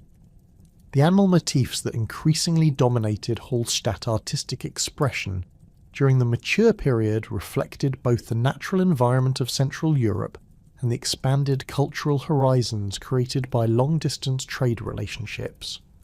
Local fauna including deer, wild boar, waterfowl and horses appeared in stylized representations that emphasized particular characteristics or behaviors relevant to their symbolic meanings. Deer, frequently depicted with elaborate antler configurations, may have represented regeneration and seasonal renewal, while wild boar imagery emphasized martial prowess and dangerous power. The artistic treatment of these animals often involved geometric stylization that abstracted natural forms into symbolic essences, while maintaining recognizable species characteristics. The integration of exotic animal motifs into Hallstatt artistic vocabulary demonstrates the cultural impact of trade relationships with distant civilizations. Lions, griffins, and other fantastic creatures derived from Near Eastern artistic traditions appeared on high-status objects, often combined with local motifs in hybrid compositions that reflected the cosmopolitan outlook of Hallstatt elites. These exotic elements were not simply copied from foreign prototypes, but underwent systematic transformation that adapted them to local aesthetic preferences and symbolic requirements.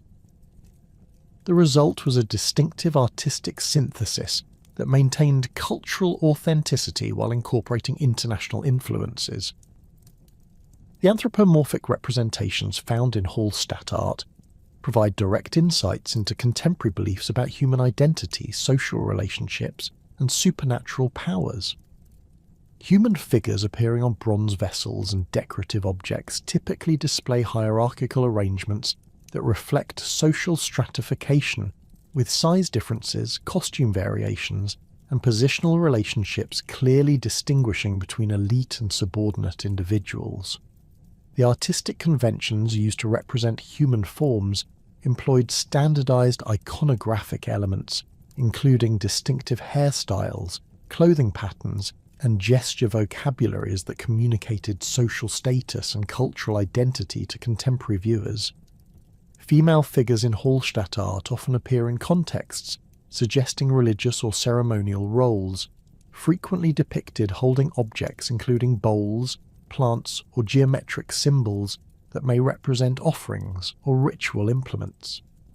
The artistic treatment of these figures emphasizes their ceremonial functions through distinctive costume elements, including elaborate headdresses, patterned garments, and jewellery configurations that distinguish them from representations of ordinary women. The recurring association of female figures with fertility symbols and agricultural imagery suggests beliefs about feminine roles in maintaining cosmic order and ensuring community prosperity. Male figures in anthropomorphic representations typically appear in warrior contexts, depicted with weapons, armour, and other martial equipment that emphasizes their military functions and social status. The artistic conventions used for warrior imagery include standardized weapon types, shield configurations, and armor styles that provide insights into contemporary military equipment and fighting techniques. However, the symbolic treatment of these martial elements often transcends literal representation, with weapons and armor serving as status indicators and spiritual symbols rather than simply depicting functional military gear. The decorated metalwork that represents the pinnacle of Hallstatt artistic achievement demonstrates technical mastery and aesthetic sophistication that rivaled contemporary Mediterranean production. The situlae, or bucket-shaped bronze vessels, found in elite burial contexts display complex iconographic programs that combine narrative scenes with decorative elements in carefully orchestrated compositions. These vessels typically feature horizontal registers containing different types of imagery, including processions of human figures, animal friezes, and geometric borders that create visual hierarchies and guide viewer attention through the compositional program. The vase situla, discovered in Slovenia and dating to approximately 500 BC, exemplifies the sophisticated narrative complexity achieved in Hallstatt bronze work. The vessel's surface displays multiple registers containing scenes of feasting, ritual activities, and social interactions that provide detailed insights into contemporary cultural practices and social relationships. The upper register depicts a banquet scene with seated figures consuming food and drink from elaborate vessels, while lower registers show musicians, servants, and other participants in ceremonial activities. The artistic execution demonstrates mastery of repousse techniques that created three-dimensional relief effects while maintaining the structural integrity of the bronze vessel. The belt plates that served as personal ornaments for elite individuals display equally sophisticated artistic programs within more constrained compositional formats. These rectangular bronze plaques typically feature symmetrical designs that combine geometric frameworks with figural elements, creating balanced compositions that functioned both as decorative objects and status indicators. The iconographic programs found on belt plates often emphasize themes related to power, protection, and social identity, with recurring motifs including confronted animals, warrior figures, and supernatural beings that proclaimed the wearer's cultural sophistication and social position. The fibulae, or safety pins, used to fasten garments provided opportunities for artistic expression on intimate scales that required exceptional technical precision and aesthetic refinement. The bow fibulae characteristic of the Hallstatt period evolved from simple functional forms into elaborate sculptural objects that incorporated complex decorative programs within highly constrained spatial formats. The artistic treatment of these objects demonstrates sophisticated understanding of proportion and scale relationships, with decorative elements carefully calibrated to remain visually coherent despite their miniature dimensions. Regional artistic variations within the Hallstatt cultural area reflect both local aesthetic preferences and the differential impact of cultural exchanges with contemporary civilizations. The eastern Hallstatt regions, centered around the Austrian Alps and Bohemian highlands, developed artistic traditions that emphasized geometric precision and mathematical harmony, possibly reflecting influences from Scythian artistic traditions transmitted through trade relationships with Black Sea communities. The western regions, with stronger connections to Mediterranean trade networks, incorporated more naturalistic representational elements and showed greater influence from Greek and Etruscan artistic conventions.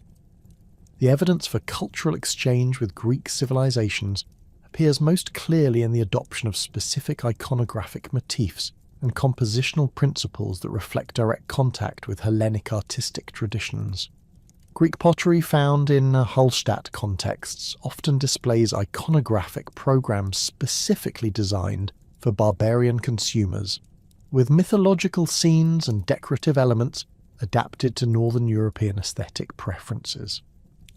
The influence of these imported objects extended beyond simple appreciation to active incorporation of Greek artistic elements into local production, creating hybrid styles that combined Mediterranean sophistication with indigenous cultural content. Etruscan artistic influences appear particularly prominent in bronze working techniques and decorative programs that reflect the advanced metallurgical capabilities of central Italian workshops. The complex casting techniques required for producing elaborate bronze vessels were probably learned through direct contact with Etruscan craftsmen, either through trade relationships or through the movement of skilled workers between cultural areas. The iconographic programs found on Etruscan-influenced objects often emphasized themes related to death and afterlife that complemented indigenous Hallstatt beliefs about proper treatment of the deceased and the continuation of social relationships beyond death. The artistic exchanges with Scythian cultures, mediated through trade networks extending across the Pontic steppes, introduced distinctive animal art styles that emphasized dynamic movement and naturalistic detail within highly stylized compositional frameworks. Scythian artistic influences appear most prominently in the treatment of horse imagery and other animal motifs that reflected the pastoral lifestyle and martial culture of steppe societies. The adaptation of these influences into Hallstatt artistic contexts involved systematic transformation that maintained the dynamic qualities of Scythian animal art while integrating them into local symbolic systems and aesthetic preferences. The symbolic meaning of water birds in Hallstatt visual culture reflects beliefs about spiritual transformation and the connection between terrestrial and celestial realms. Swans, ducks, and other aquatic species appear consistently across different media and contexts. often depicted in association with solar symbols or geometric patterns that suggest their roles as mediators between different cosmic zones. The artistic treatment of water birds typically emphasizes their capacity for flight and their association with water, both elements that may have symbolized spiritual journey and purification in Hallstatt religious thought. The prevalence of solar symbols in Hallstatt decorative arts demonstrates the central importance of sun worship and astronomical observation in contemporary religious practices. Wheel motifs, radial patterns, and other solar imagery appear on objects ranging from personal ornaments to large ceremonial vessels, often combined with other symbolic elements that create complex cosmological statements. The artistic execution of solar symbols frequently involves mathematical precision that suggests knowledge of astronomical relationships and their symbolic significance in representing divine order and cosmic harmony. Warrior imagery in Hallstatt art encompasses both literal representations of military equipment and symbolic expressions of martial values that extended beyond purely military contexts. The artistic treatment of weapons, armor, and fighting scenes often emphasizes ceremonial and ritual aspects, rather than practical battlefield considerations, suggesting that warrior symbolism served broader cultural functions related to social identity and spiritual power. The recurring association of warrior imagery with other symbolic elements, including animals, solar motifs, and geometric patterns, creates complex iconographic programs that communicate multiple levels of meaning simultaneously. The technical execution of Hallstatt decorative arts required specialized tools and techniques that demonstrate sophisticated understanding of material properties and working methods. The repousse techniques used for bronze decoration involved hammering designs from the reverse side of metal sheets, creating three-dimensional relief effects that required precise control and extensive experience to execute successfully. The engraving techniques used for linear decoration employed specialized tools that could create consistent line weights and depths across complex compositional programs. The evidence for artistic workshops and training systems appears in the consistency of technical execution and stylistic conventions found across different production centers. The standardization of iconographic elements and decorative techniques suggests systematic approaches to artistic education and the transmission of cultural knowledge through formal or informal apprenticeship systems. The presence of unfinished objects and practice pieces in archaeological contexts provides direct evidence of learning processes and the development of technical skills required for professional, artistic production. The integration of artistic programs with functional requirements demonstrates sophisticated understanding of the relationship between aesthetic appeal and practical utility in object design.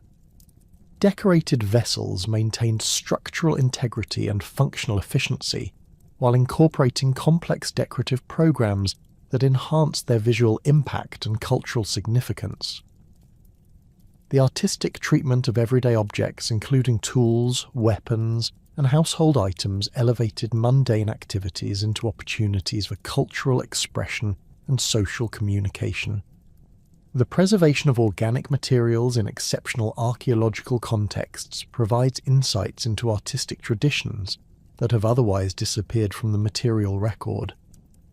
Textile fragments with complex woven patterns demonstrate sophisticated understanding of color relationships and geometric design principles that complemented the artistic traditions visible in durable materials.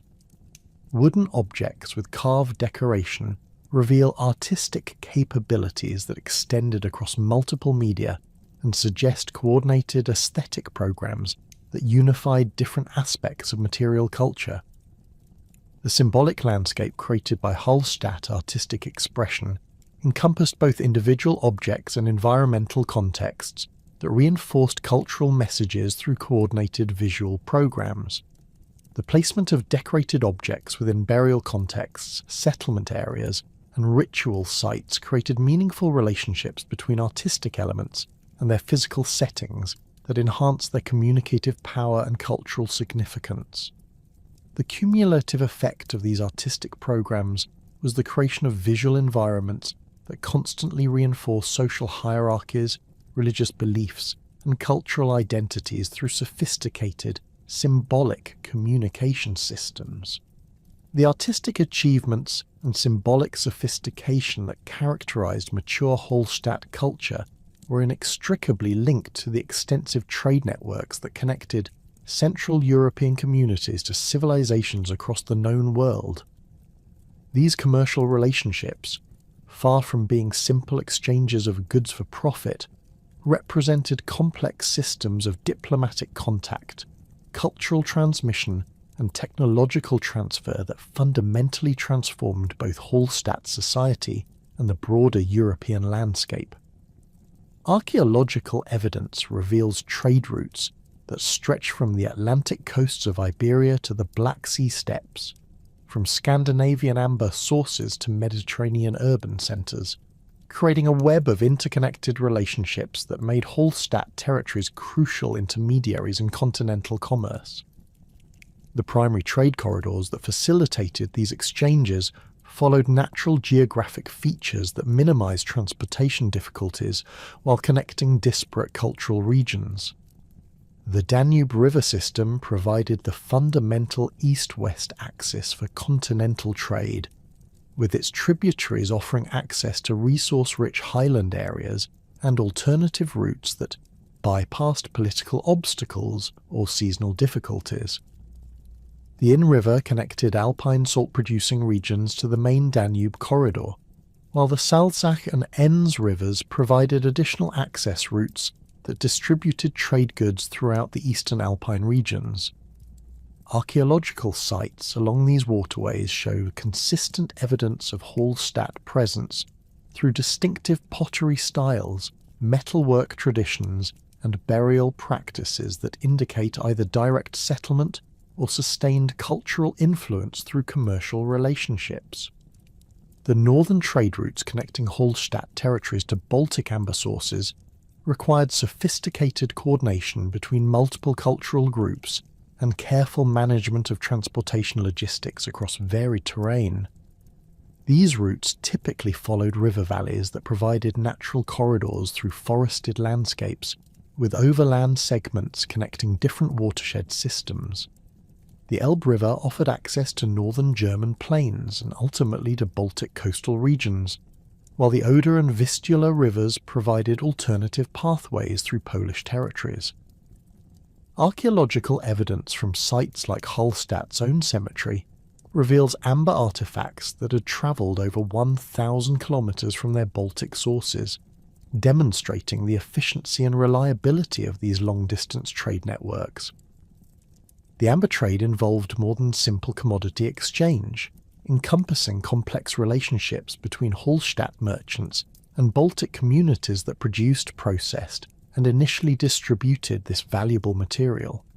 Baltic amber, formed from fossilized tree resin over millions of years, occurred in specific geological contexts along the shores of the Baltic Sea, particularly in regions that are now part of Denmark, northern Germany, and the Baltic states. The collection and initial processing of amber required specialized knowledge of coastal conditions, seasonal variations in availability, and techniques for distinguishing high-quality specimens suitable for long-distance trade from inferior materials appropriate only for local use.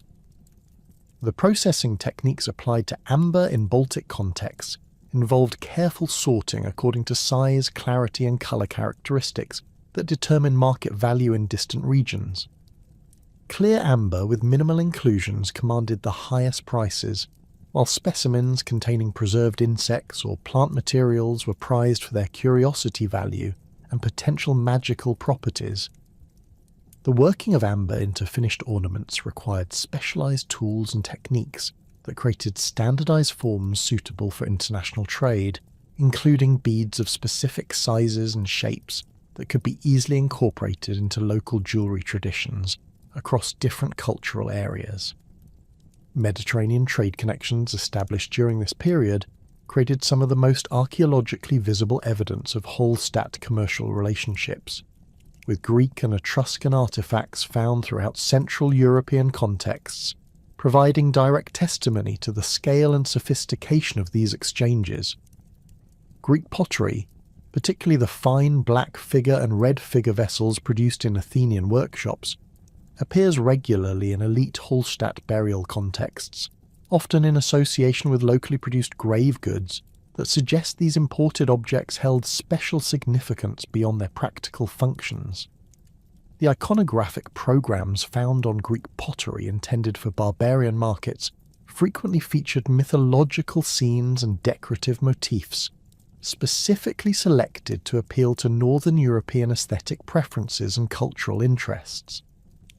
The massive bronze crater from the Vix burial represents the pinnacle of Mediterranean luxury goods imported into Hallstatt contexts, demonstrating both the purchasing power of salt wealth and the diplomatic significance of these commercial relationships.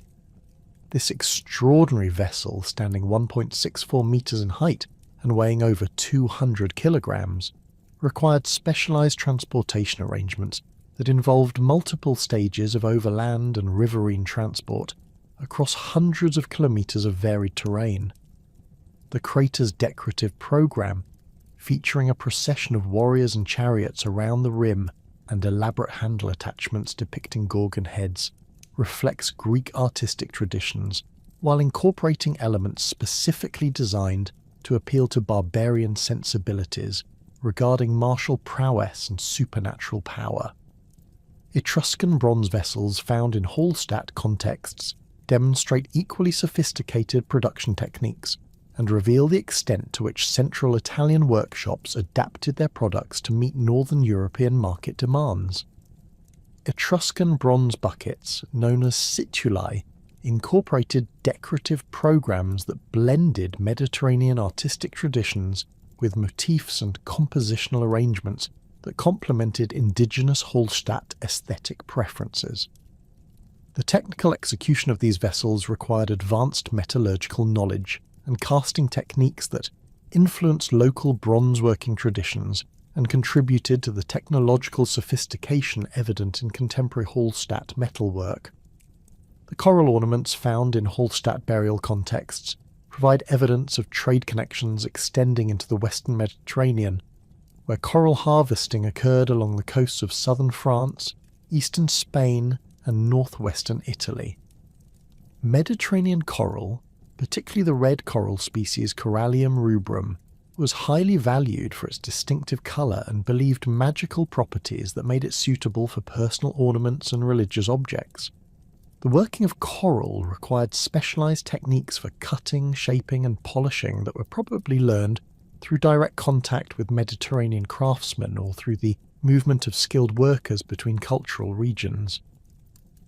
The distribution patterns of Mediterranean imports within Hallstatt territories reveal systematic preferences and access hierarchies that reflect both economic capabilities and cultural values. Elite burial contexts consistently contain the highest concentrations of imported goods, with the most elaborate and expensive objects reserved for individuals of the highest social rank. However, Mediterranean imports also appear in contexts associated with craft specialists, merchants, and other non-aristocratic individuals whose professional activities connected them to long-distance trade networks. This distribution pattern suggests that access to foreign goods served as both a marker of social status and a practical requirement for individuals whose economic activities depended on maintaining international relationships. Hallstatt exports to Mediterranean markets included both raw materials and finished goods that took advantage of Central European resource advantages and manufacturing capabilities. Salt represented the primary export commodity, with Mediterranean urban centres requiring reliable supplies for food preservation, industrial processes, and religious ceremonies. The scale of salt exports can be estimated through archaeological evidence of production facilities and transportation infrastructure that far exceeded local consumption requirements, suggesting annual export volumes measured in thousands of tons of processed salt. Iron and iron products constituted another major category of Hallstatt exports, with Central European smiths developing technical capabilities that produced tools and weapons of exceptional quality. The iron ore deposits of the Eastern Alps contained naturally occurring alloy elements that enhanced the working properties of smelted metal, giving Hallstatt iron products competitive advantages in international markets. Archaeological evidence suggests that iron exports included both raw materials for processing in recipient regions and finished products that demonstrated Hallstatt technological capabilities and manufacturing standards. The evidence for slave trading in Hallstatt commercial networks remains indirect but compelling, based on comparative analysis with contemporary civilizations and the economic logic of long-distance trade relationships. Mediterranean urban centres required substantial labour forces for agricultural, mining and manufacturing activities, while warfare and social conflicts in Central Europe would have produced captive populations suitable for export to distant markets. The wealth accumulation evident in Hallstatt elite contexts exceeds what could reasonably be explained through salt and metal exports alone, suggesting additional revenue sources that could include human trafficking. Amber working within Hallstatt territories demonstrates the value-added processing that characterised sophisticated trade operations and created additional revenue streams from imported raw materials.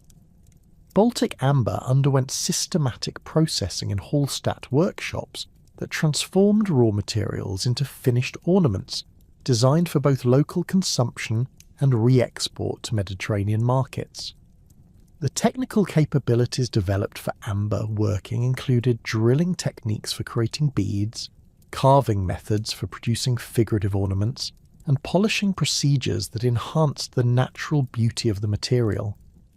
The standardization evident in amber products from Hallstatt contexts suggests systematic production methods and quality control procedures that ensured consistent results across large-scale manufacturing operations.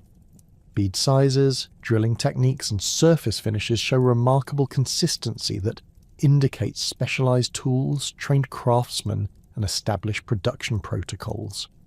This standardization facilitated trade relationships by creating predictable product characteristics that met the expectations of distant customers and enabled efficient inventory management and pricing calculations. Cultural diffusion resulting from trade relationships extended far beyond simple material exchanges to encompass technological transfer, artistic influences, and religious concepts that fundamentally transformed participating societies.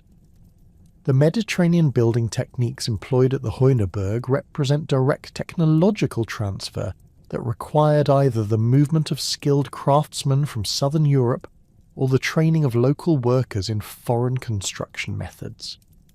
The mud brick construction techniques used in the Heunerberg fortifications had never before appeared in temperate European contexts and required specialized knowledge of clay preparation, brick formation, and wall construction procedures.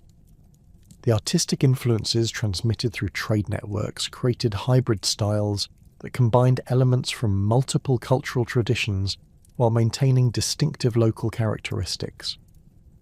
Greek decorative motifs appeared on locally produced Hallstatt objects, often adapted and transformed to meet indigenous aesthetic preferences and symbolic requirements.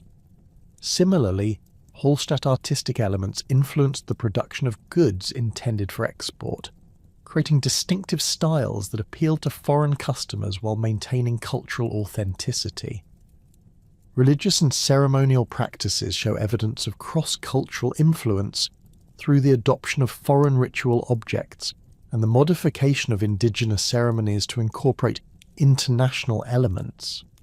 Mediterranean wine consumption, evidenced by imported amphorae and specialized drinking equipment, may have influenced local religious practices and social customs related to alcohol consumption and ceremonial feasting. The presence of exotic incense materials and ritual objects suggests that religious practices adapted to incorporate foreign elements that enhanced the prestige and effectiveness of traditional ceremonies. Technological transfer through trade relationships encompassed both practical innovations and specialized knowledge that enhanced Hallstatt manufacturing capabilities and economic competitiveness.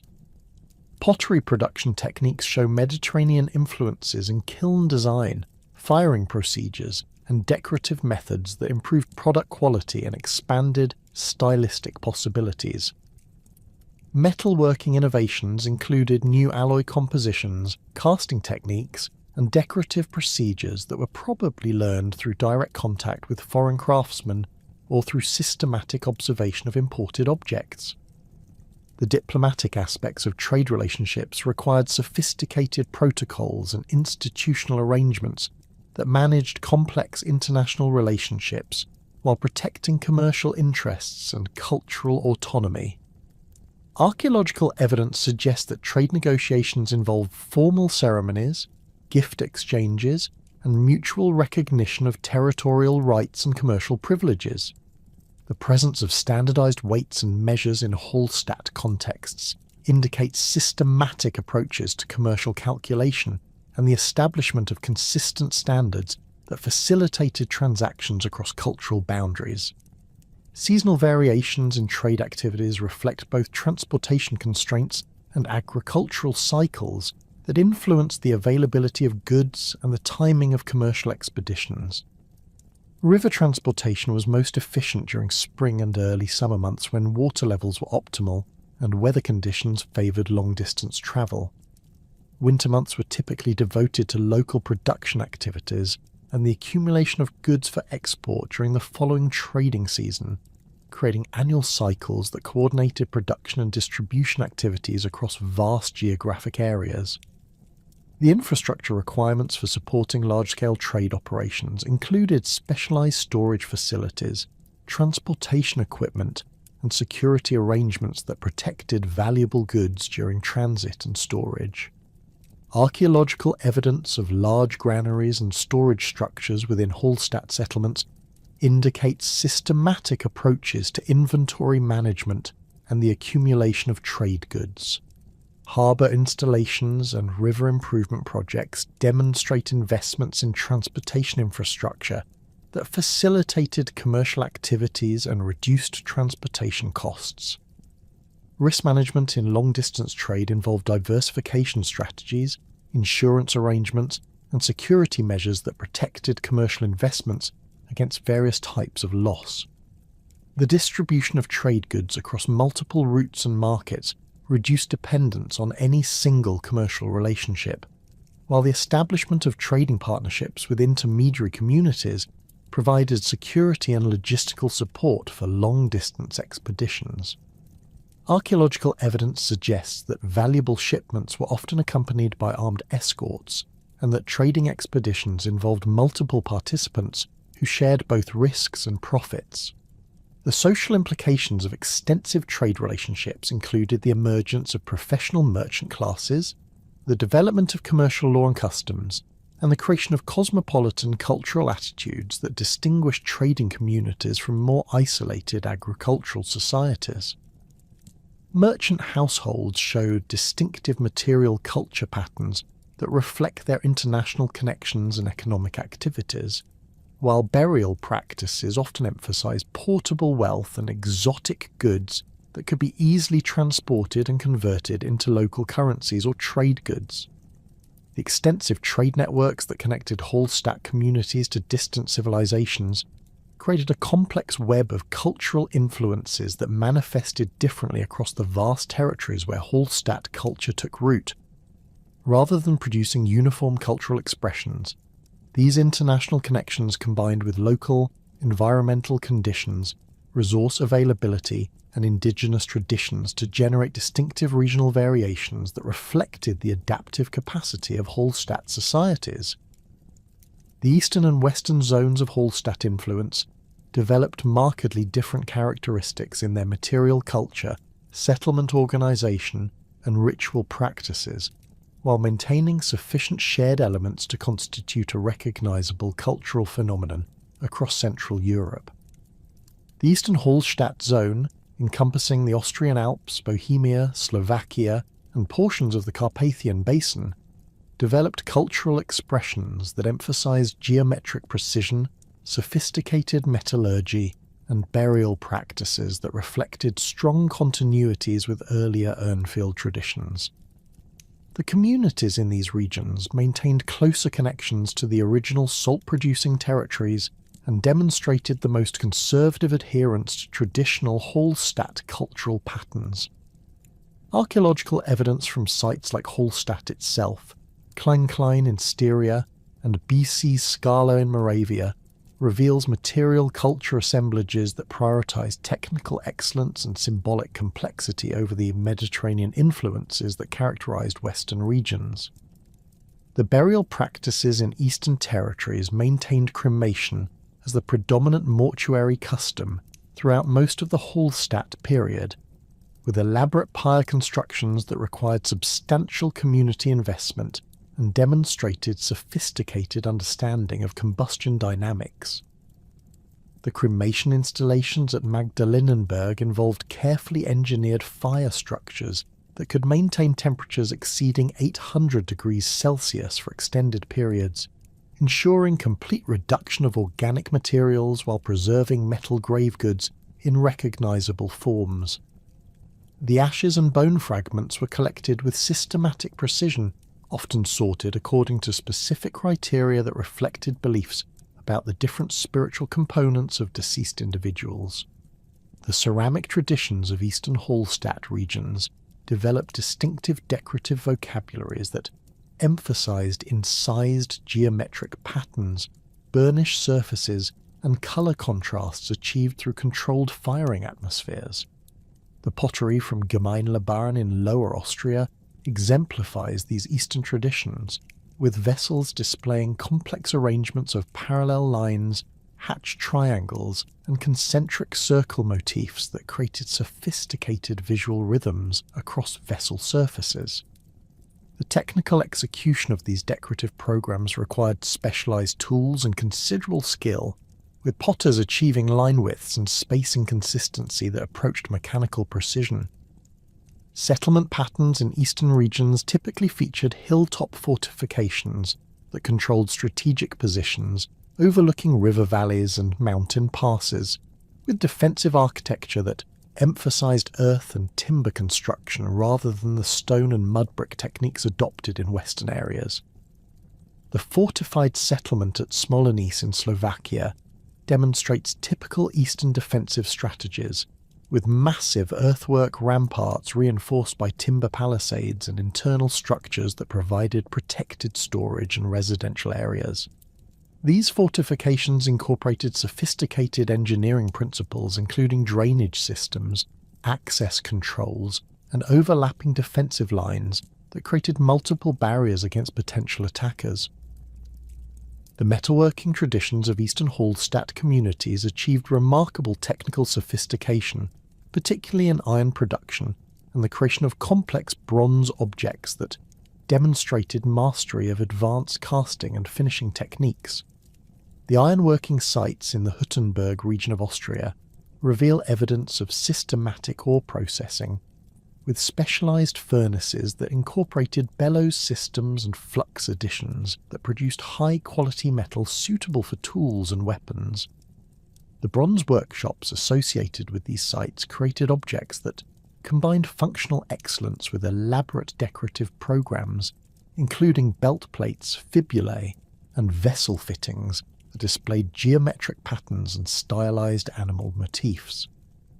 The distinctive burial assemblages found in Eastern territories often included wagon components and horse equipment that reflected the continued importance of mobility and pastoral activities in regional economies.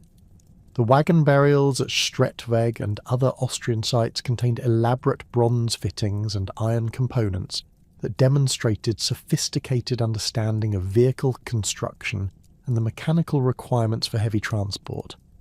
These burial assemblages suggest that elite individuals maintained roles as mobile leaders who could coordinate activities across scattered territories and maintain connections between distant communities. The religious practices evidenced in eastern regions emphasized aquatic deposits and hilltop sanctuaries that reflected beliefs about landscape sacredness and the spiritual significance of prominent topographic features. The massive weapon deposits at sites like Duchkov contained thousands of objects that had been systematically damaged before deposition, suggesting ritual protocols that killed metal objects to transfer their spiritual essence to supernatural realms. These deposits often occurred at spring sources or river confluences that served as natural gathering places for communities scattered across large territories. The Western Hallstatt zone, stretching across eastern France, Switzerland, southwestern Germany, and portions of the Low Countries, developed cultural expressions that demonstrated stronger Mediterranean influences and greater innovation in architectural techniques, artistic styles, and social organisation. The communities in these regions occupied strategic positions along major trade routes connecting Central Europe to Mediterranean markets, creating opportunities for intensive cultural exchange that influenced every aspect of material culture. Archaeological sites like the Hüneberg, Mont-Lassois, and Châtillon-sur-Glane reveal material assemblages that blended indigenous traditions with foreign innovations in distinctive synthetic styles. The architectural achievements of Western Hallstatt communities represented revolutionary developments in European building technology, with construction techniques that incorporated Mediterranean innovations, while adapting them to local environmental conditions and cultural preferences. The mud brick fortifications at the Hüneberg required specialised knowledge of clay preparation, brick formation, and wall construction that had never before appeared in temperate European contexts. The builders modified Mediterranean techniques to account for local climate conditions, including freeze-thaw cycles that could damage inadequately protected masonry and precipitation patterns that required enhanced drainage systems. The residential architecture within Western settlements demonstrated sophisticated understanding of comfort and convenience that reflected both Mediterranean influences and local innovations in heating, ventilation, and interior organisation. Elite houses at the Hüneberg incorporated hypocaust heating systems adapted from Roman prototypes, with underground channels that distributed warm air throughout multi-room structures during cold seasons. The interior arrangements included specialised spaces for different activities, with dedicated areas for food preparation, craft production, and social entertainment that reflected increasingly complex household organisation. The pottery traditions of Western regions incorporated Mediterranean influences in both technical execution and decorative programs, with local workshops producing vessels that combined indigenous forms with foreign stylistic elements. The ceramics from Châtillon-sur-Glane display sophisticated understanding of surface treatments and firing techniques that created lustrous finishes and controlled colour effects. The decorative programs often incorporated painted motifs derived from Greek pottery traditions, adapted to local aesthetic preferences and symbolic requirements. The burial practices in Western territories showed greater variation and innovation than Eastern regions, with increasing adoption of inhumation customs that may have reflected Mediterranean influences or local developments in beliefs about death and afterlife. The princely burials at sites like Wix and Hochdorf involved the construction of elaborate wooden chambers beneath massive earthen mounds, with grave goods that demonstrated the global reach of Western trade networks. These burials contained Mediterranean imports, including bronze vessels, coral ornaments, and silk textiles that had travelled thousands of kilometres from their production centres.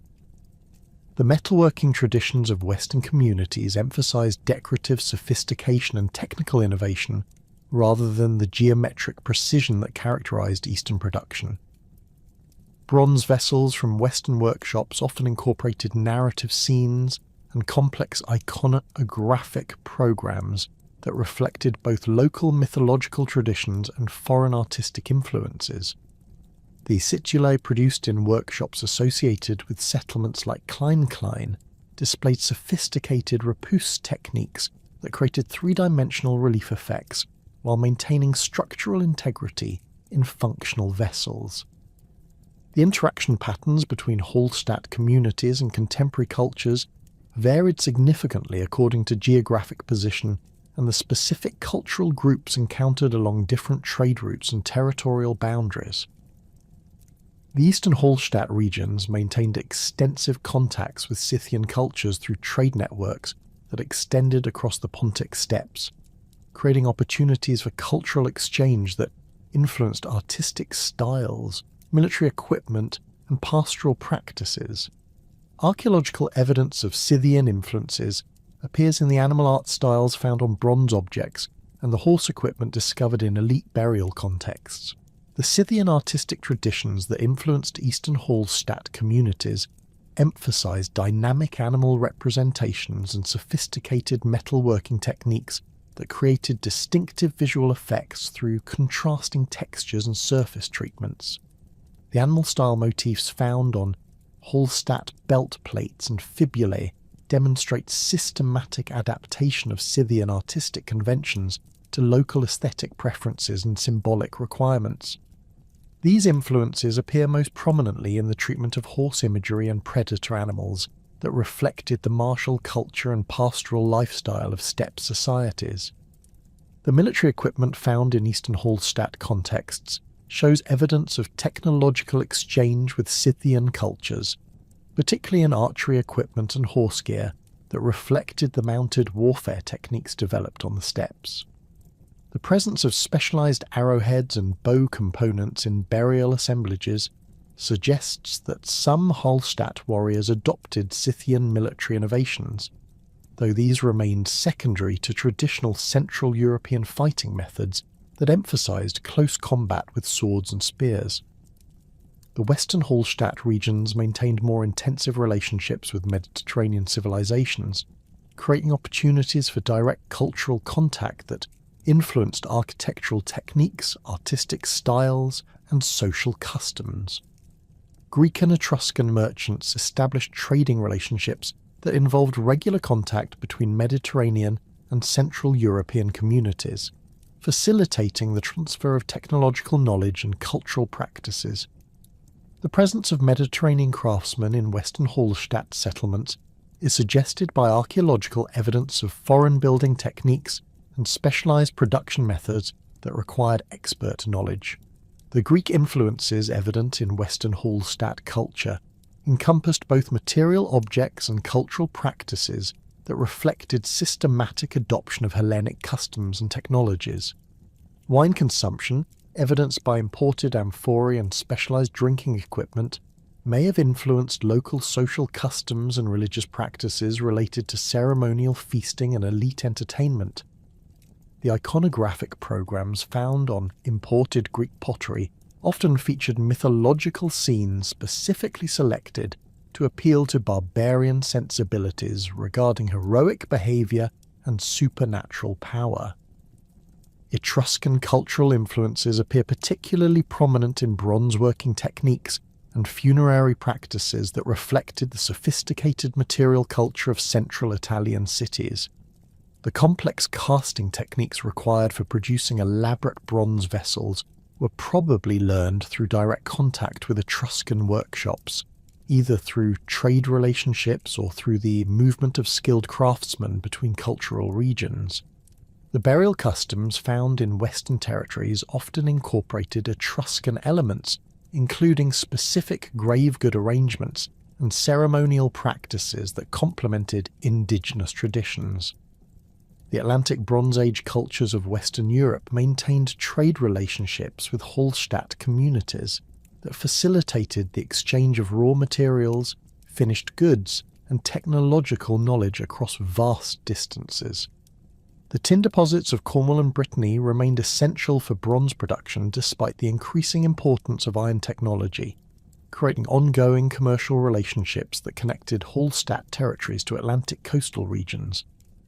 Archaeological evidence of these connections appears in the distribution of distinctive bronze objects and the presence of Atlantic cultural influences in Western Hallstatt material culture.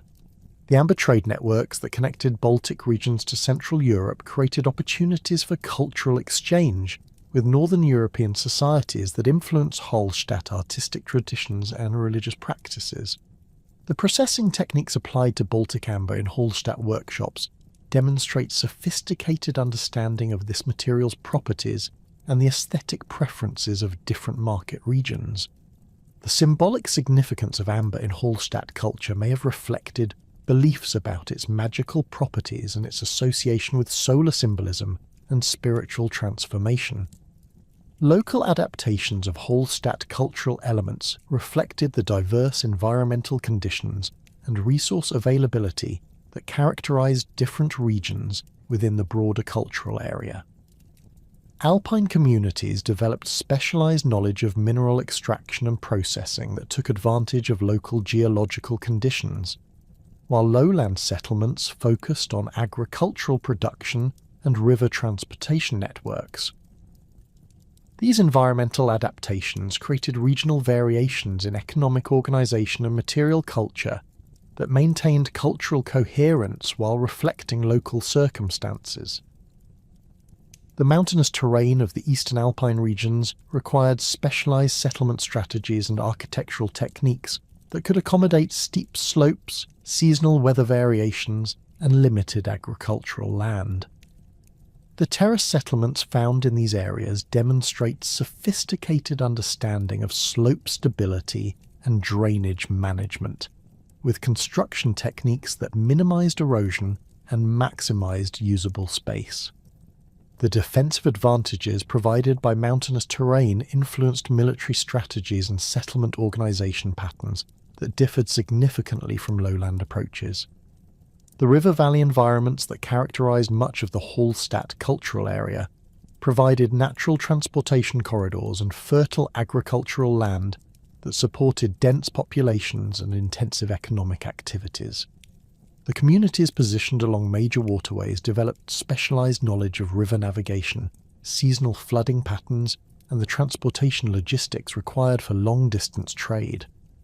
The harbour installations and river improvement projects found at these sites demonstrate systematic approaches to infrastructure development that facilitated commercial activities. The forest resources that dominated much of Central Europe during the Hallstatt period provided essential materials for construction, fuel, and craft production while creating environments that required specialized management techniques. The evidence for systematic forestry practices includes selective harvesting patterns that maintain timber supplies while providing agricultural land and grazing areas for livestock. The woodworking capabilities developed by Hallstatt communities reflected sophisticated understanding of different wood species and their appropriate applications for specific construction requirements. The agricultural adaptations developed by Hallstatt communities reflected both environmental constraints and the economic opportunities created by trade relationships and population concentrations. The crop rotation systems evidenced by paleobotanical analysis demonstrate knowledge of soil management techniques that maintain fertility while maximizing yields from available land. The integration of livestock raising with cereal cultivation created agricultural systems that provided diverse food sources while supporting craft production through the provision of raw materials, including wool, leather, and bone. The sophisticated agricultural systems and regional adaptations that had sustained Hallstatt prosperity for over 2 centuries began showing signs of strain by 500 BC as a combination of environmental pressures, political upheavals, and cultural transformations initiated fundamental changes that would ultimately transform the entire Central European landscape. The decline of traditional Hallstatt elite culture did not occur as a sudden collapse, but rather as a gradual process of adaptation and transformation that reflected both internal social tensions and external pressures from expanding populations and shifting trade networks. Climate data from alpine ice cores and pollen analysis indicates a period of cooling and increased precipitation beginning around 520 BC that significantly impacted agricultural productivity and settlement patterns across the Hallstatt cultural area. The deteriorating weather conditions reduced crop yields and shortened growing seasons, creating food shortages that undermined the economic foundations of elite power structures. The massive earthwork fortifications and elaborate ceremonial centres that had characterised the mature Hallstatt period required substantial agricultural surpluses to support their non-productive populations, making these communities particularly vulnerable to environmental stress. The Heunerberg provides compelling archaeological evidence for the impact of these environmental changes on elite settlement systems. Excavations reveal evidence of systematic abandonment beginning around 480 BC, with valuable objects hastily buried and defensive structures left incomplete. The Mediterranean-style mud brick fortifications showed extensive damage from freeze-thaw cycles that the original builders had not adequately anticipated, while storage areas contained evidence of depleted grain reserves that suggest the community could no longer sustain its concentrated population during difficult seasons. Political instability accompanied environmental stress as traditional authority structures proved inadequate for managing the complex challenges facing Hallstatt communities. The salt trade networks that had provided the economic foundation for elite power began fragmenting as alternative sources and routes reduced dependence on alpine production centres. Archaeological evidence from trading sites along the Danube corridor shows declining quantities of Hallstatt goods and increasing presence of materials from other cultural regions, indicating that commercial relationships were shifting toward new centres of production and distribution. The warrior culture that had provided an alternative source of elite legitimacy also underwent fundamental transformations as military technologies and tactical systems evolved beyond traditional Hallstatt capabilities. The emergence of Latène military equipment, characterized by longer swords designed for mounted combat and distinctive shield configurations optimized for new fighting techniques, represented technological innovations that rendered traditional Hallstatt weapons and armour obsolete. Archaeological evidence from weapon deposits shows the deliberate destruction of older equipment types and their replacement with new forms that reflected changing military requirements. Social tensions within Hallstatt communities intensified as economic difficulties undermined traditional relationships between elite households and their dependent populations. The craft specialists, miners, and agricultural workers who had supported elite consumption patterns began asserting greater independence as alternative economic opportunities emerged through direct participation in evolving trade networks. Archaeological evidence from workshop areas shows increasing standardization of production techniques and the development of specialized tools that suggest craft workers were organizing independent production systems rather than remaining dependent on elite patronage. The burial evidence from this transitional period reveals dramatic changes in mortuary practices that reflected broader social transformations. The massive princely burials that had characterized the mature Hallstatt period became increasingly rare after 500 BC, replaced by smaller grave assemblages that emphasized portable wealth and personal equipment rather than massive displays of imported luxury goods. The Dürnberg cemetery in Austria demonstrates these changing patterns, with later burials containing locally produced objects of high technical quality, but lacking the Mediterranean imports that had dominated earlier elite assemblages. Religious practices underwent equally significant transformations as traditional ceremonial centres lost their central roles in community organisation and new forms of spiritual expression emerged. The hilltop sanctuaries that had served as focal points for territorial religious activities show evidence of abandonment or radical modification, with ritual deposits becoming smaller and more localized rather than representing the massive community investments characteristic of earlier periods.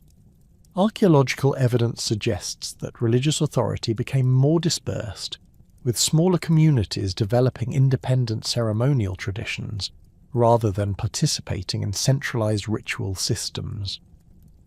Artistic expression during the transitional period reflected the cultural synthesis that would characterize the emerging Latène style, combining traditional Hallstatt geometric traditions with new motifs and compositional principles derived from evolving cultural contacts.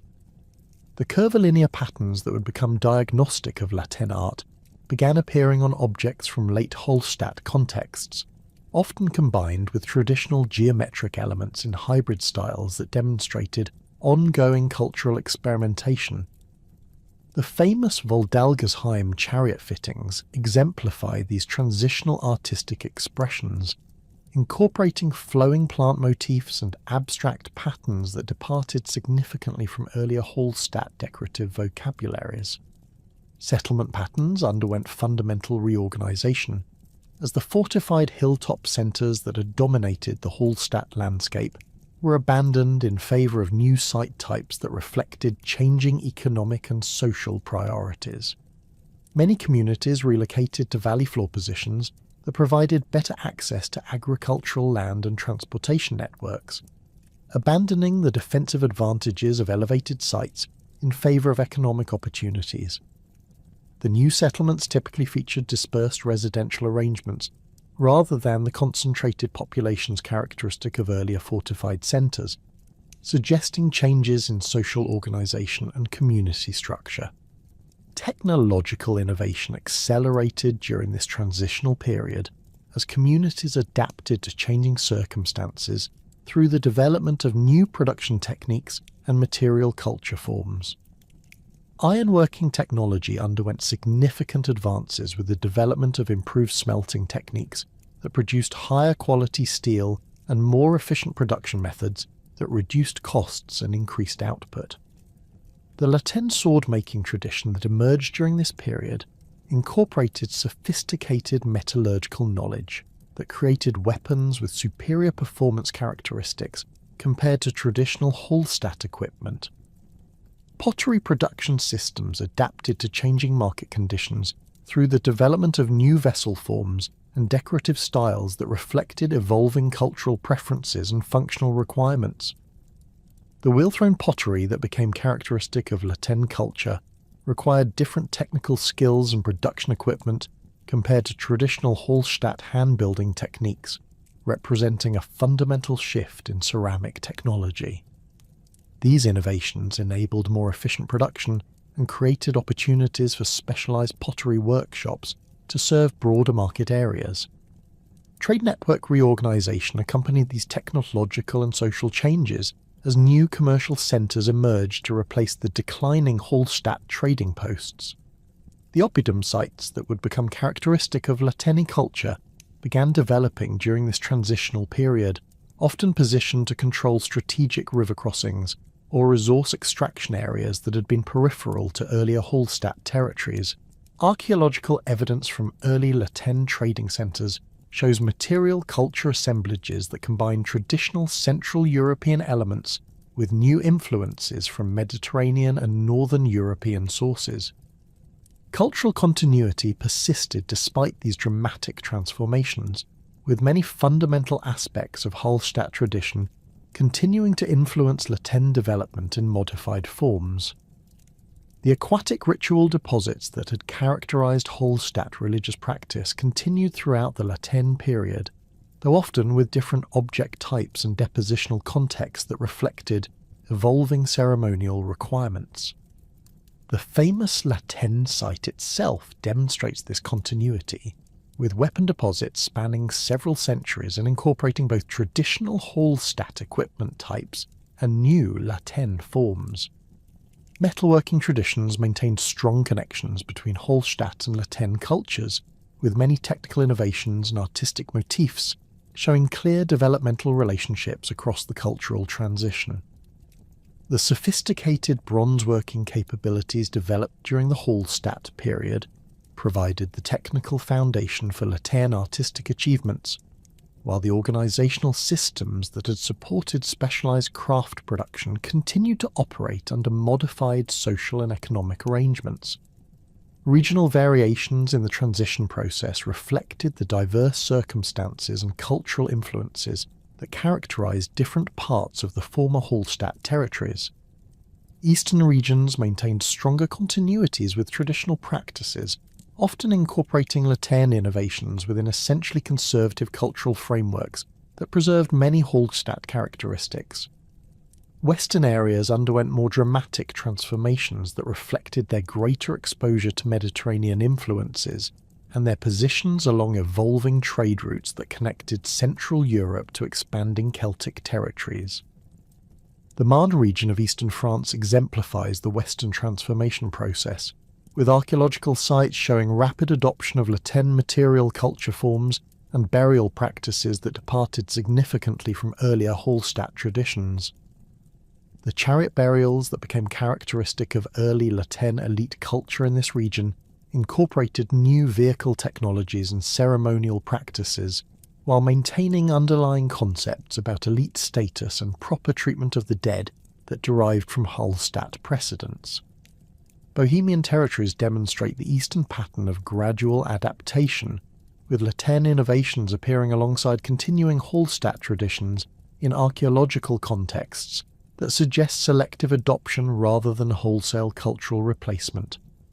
The Zavist oppidum near Prague shows evidence of continuous occupation spanning the Hallstatt-Latène transition, with material culture assemblages that document the gradual evolution of traditional practices rather than abrupt cultural change. Population movements during this transitional period contributed to cultural mixing and the spread of innovations across traditional territorial boundaries. Archaeological evidence suggests that some communities migrated from declining Hallstatt centres to establish new settlements in previously peripheral areas, carrying technological knowledge and cultural practices that influence local development patterns. These population movements may have accelerated the transmission of Latina innovations, while creating opportunities for cultural synthesis in new territorial contexts. The Celtic expansion that would characterise the following centuries had its origins in these transitional processes, as communities developed new organisational capabilities and cultural identities that enabled territorial expansion and cultural influence across vast areas of Europe. The military technologies, artistic traditions, and social organisation systems that emerged during the Hallstatt-Latène transition provided the cultural toolkit that supported subsequent Celtic achievements in Gaul, Iberia, the British Isles, and other regions far from the Central European heartland. Economic systems underwent fundamental restructuring as communities adapted to changing trade patterns and resource availability. The centralised control over salt production and distribution that had characterised Hallstatt elite power gave way to more diversified economic strategies that emphasised agricultural production, craft specialisation, and participation in evolving commercial networks. Archaeological evidence suggests that economic authority became more distributed, with successful merchants and craft specialists achieving social positions that had previously been reserved for traditional territorial elites. The legacy of Hallstatt culture extended far beyond its immediate chronological boundaries, influencing European development through technological innovations, artistic traditions, and social organisation concepts that continue to shape cultural evolution throughout the Iron Age and into the Roman period.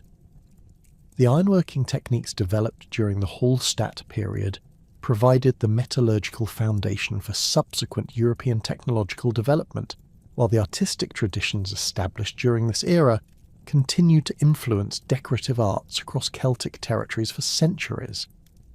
Urban planning concepts pioneered at sites like the Huneberg influenced the development of later Celtic oppida and Roman urban foundations, with architectural techniques and settlement organisation principles that demonstrated the lasting impact of Hallstatt innovations. The integration of defensive, residential, and commercial functions within planned urban environments represented a fundamental advance in European settlement organisation that continued to influence urban development long after the decline of Hallstatt culture itself. Religious and ceremonial traditions established during the Hallstatt period continue to influence Celtic spiritual practices throughout their historical development, with aquatic deposits, hilltop sanctuaries, and elaborate burial customs maintaining central roles in Celtic religious expression. The symbolic vocabularies developed during the Hallstatt period provided important elements for subsequent Celtic artistic and religious traditions, demonstrating the fundamental cultural continuities that connected prehistoric and historic European civilizations. The transformation of Hallstatt culture into Latini traditions represents one of the most significant cultural transitions in European prehistory, marking the emergence of the Celtic civilization that would dominate much of the continent for the following 5 centuries. Rather than representing a simple replacement of one culture by another, this transition involved complex processes of adaptation, innovation, and cultural synthesis that preserved essential elements of Hallstatt achievement while creating new forms of expression appropriate to changing circumstances. The Hallstatt culture's greatest legacy lay not in its specific material forms or social institutions, but in its demonstration of Central Europe's capacity for cultural innovation and adaptation that would continue to characterize European development throughout subsequent periods of historical change.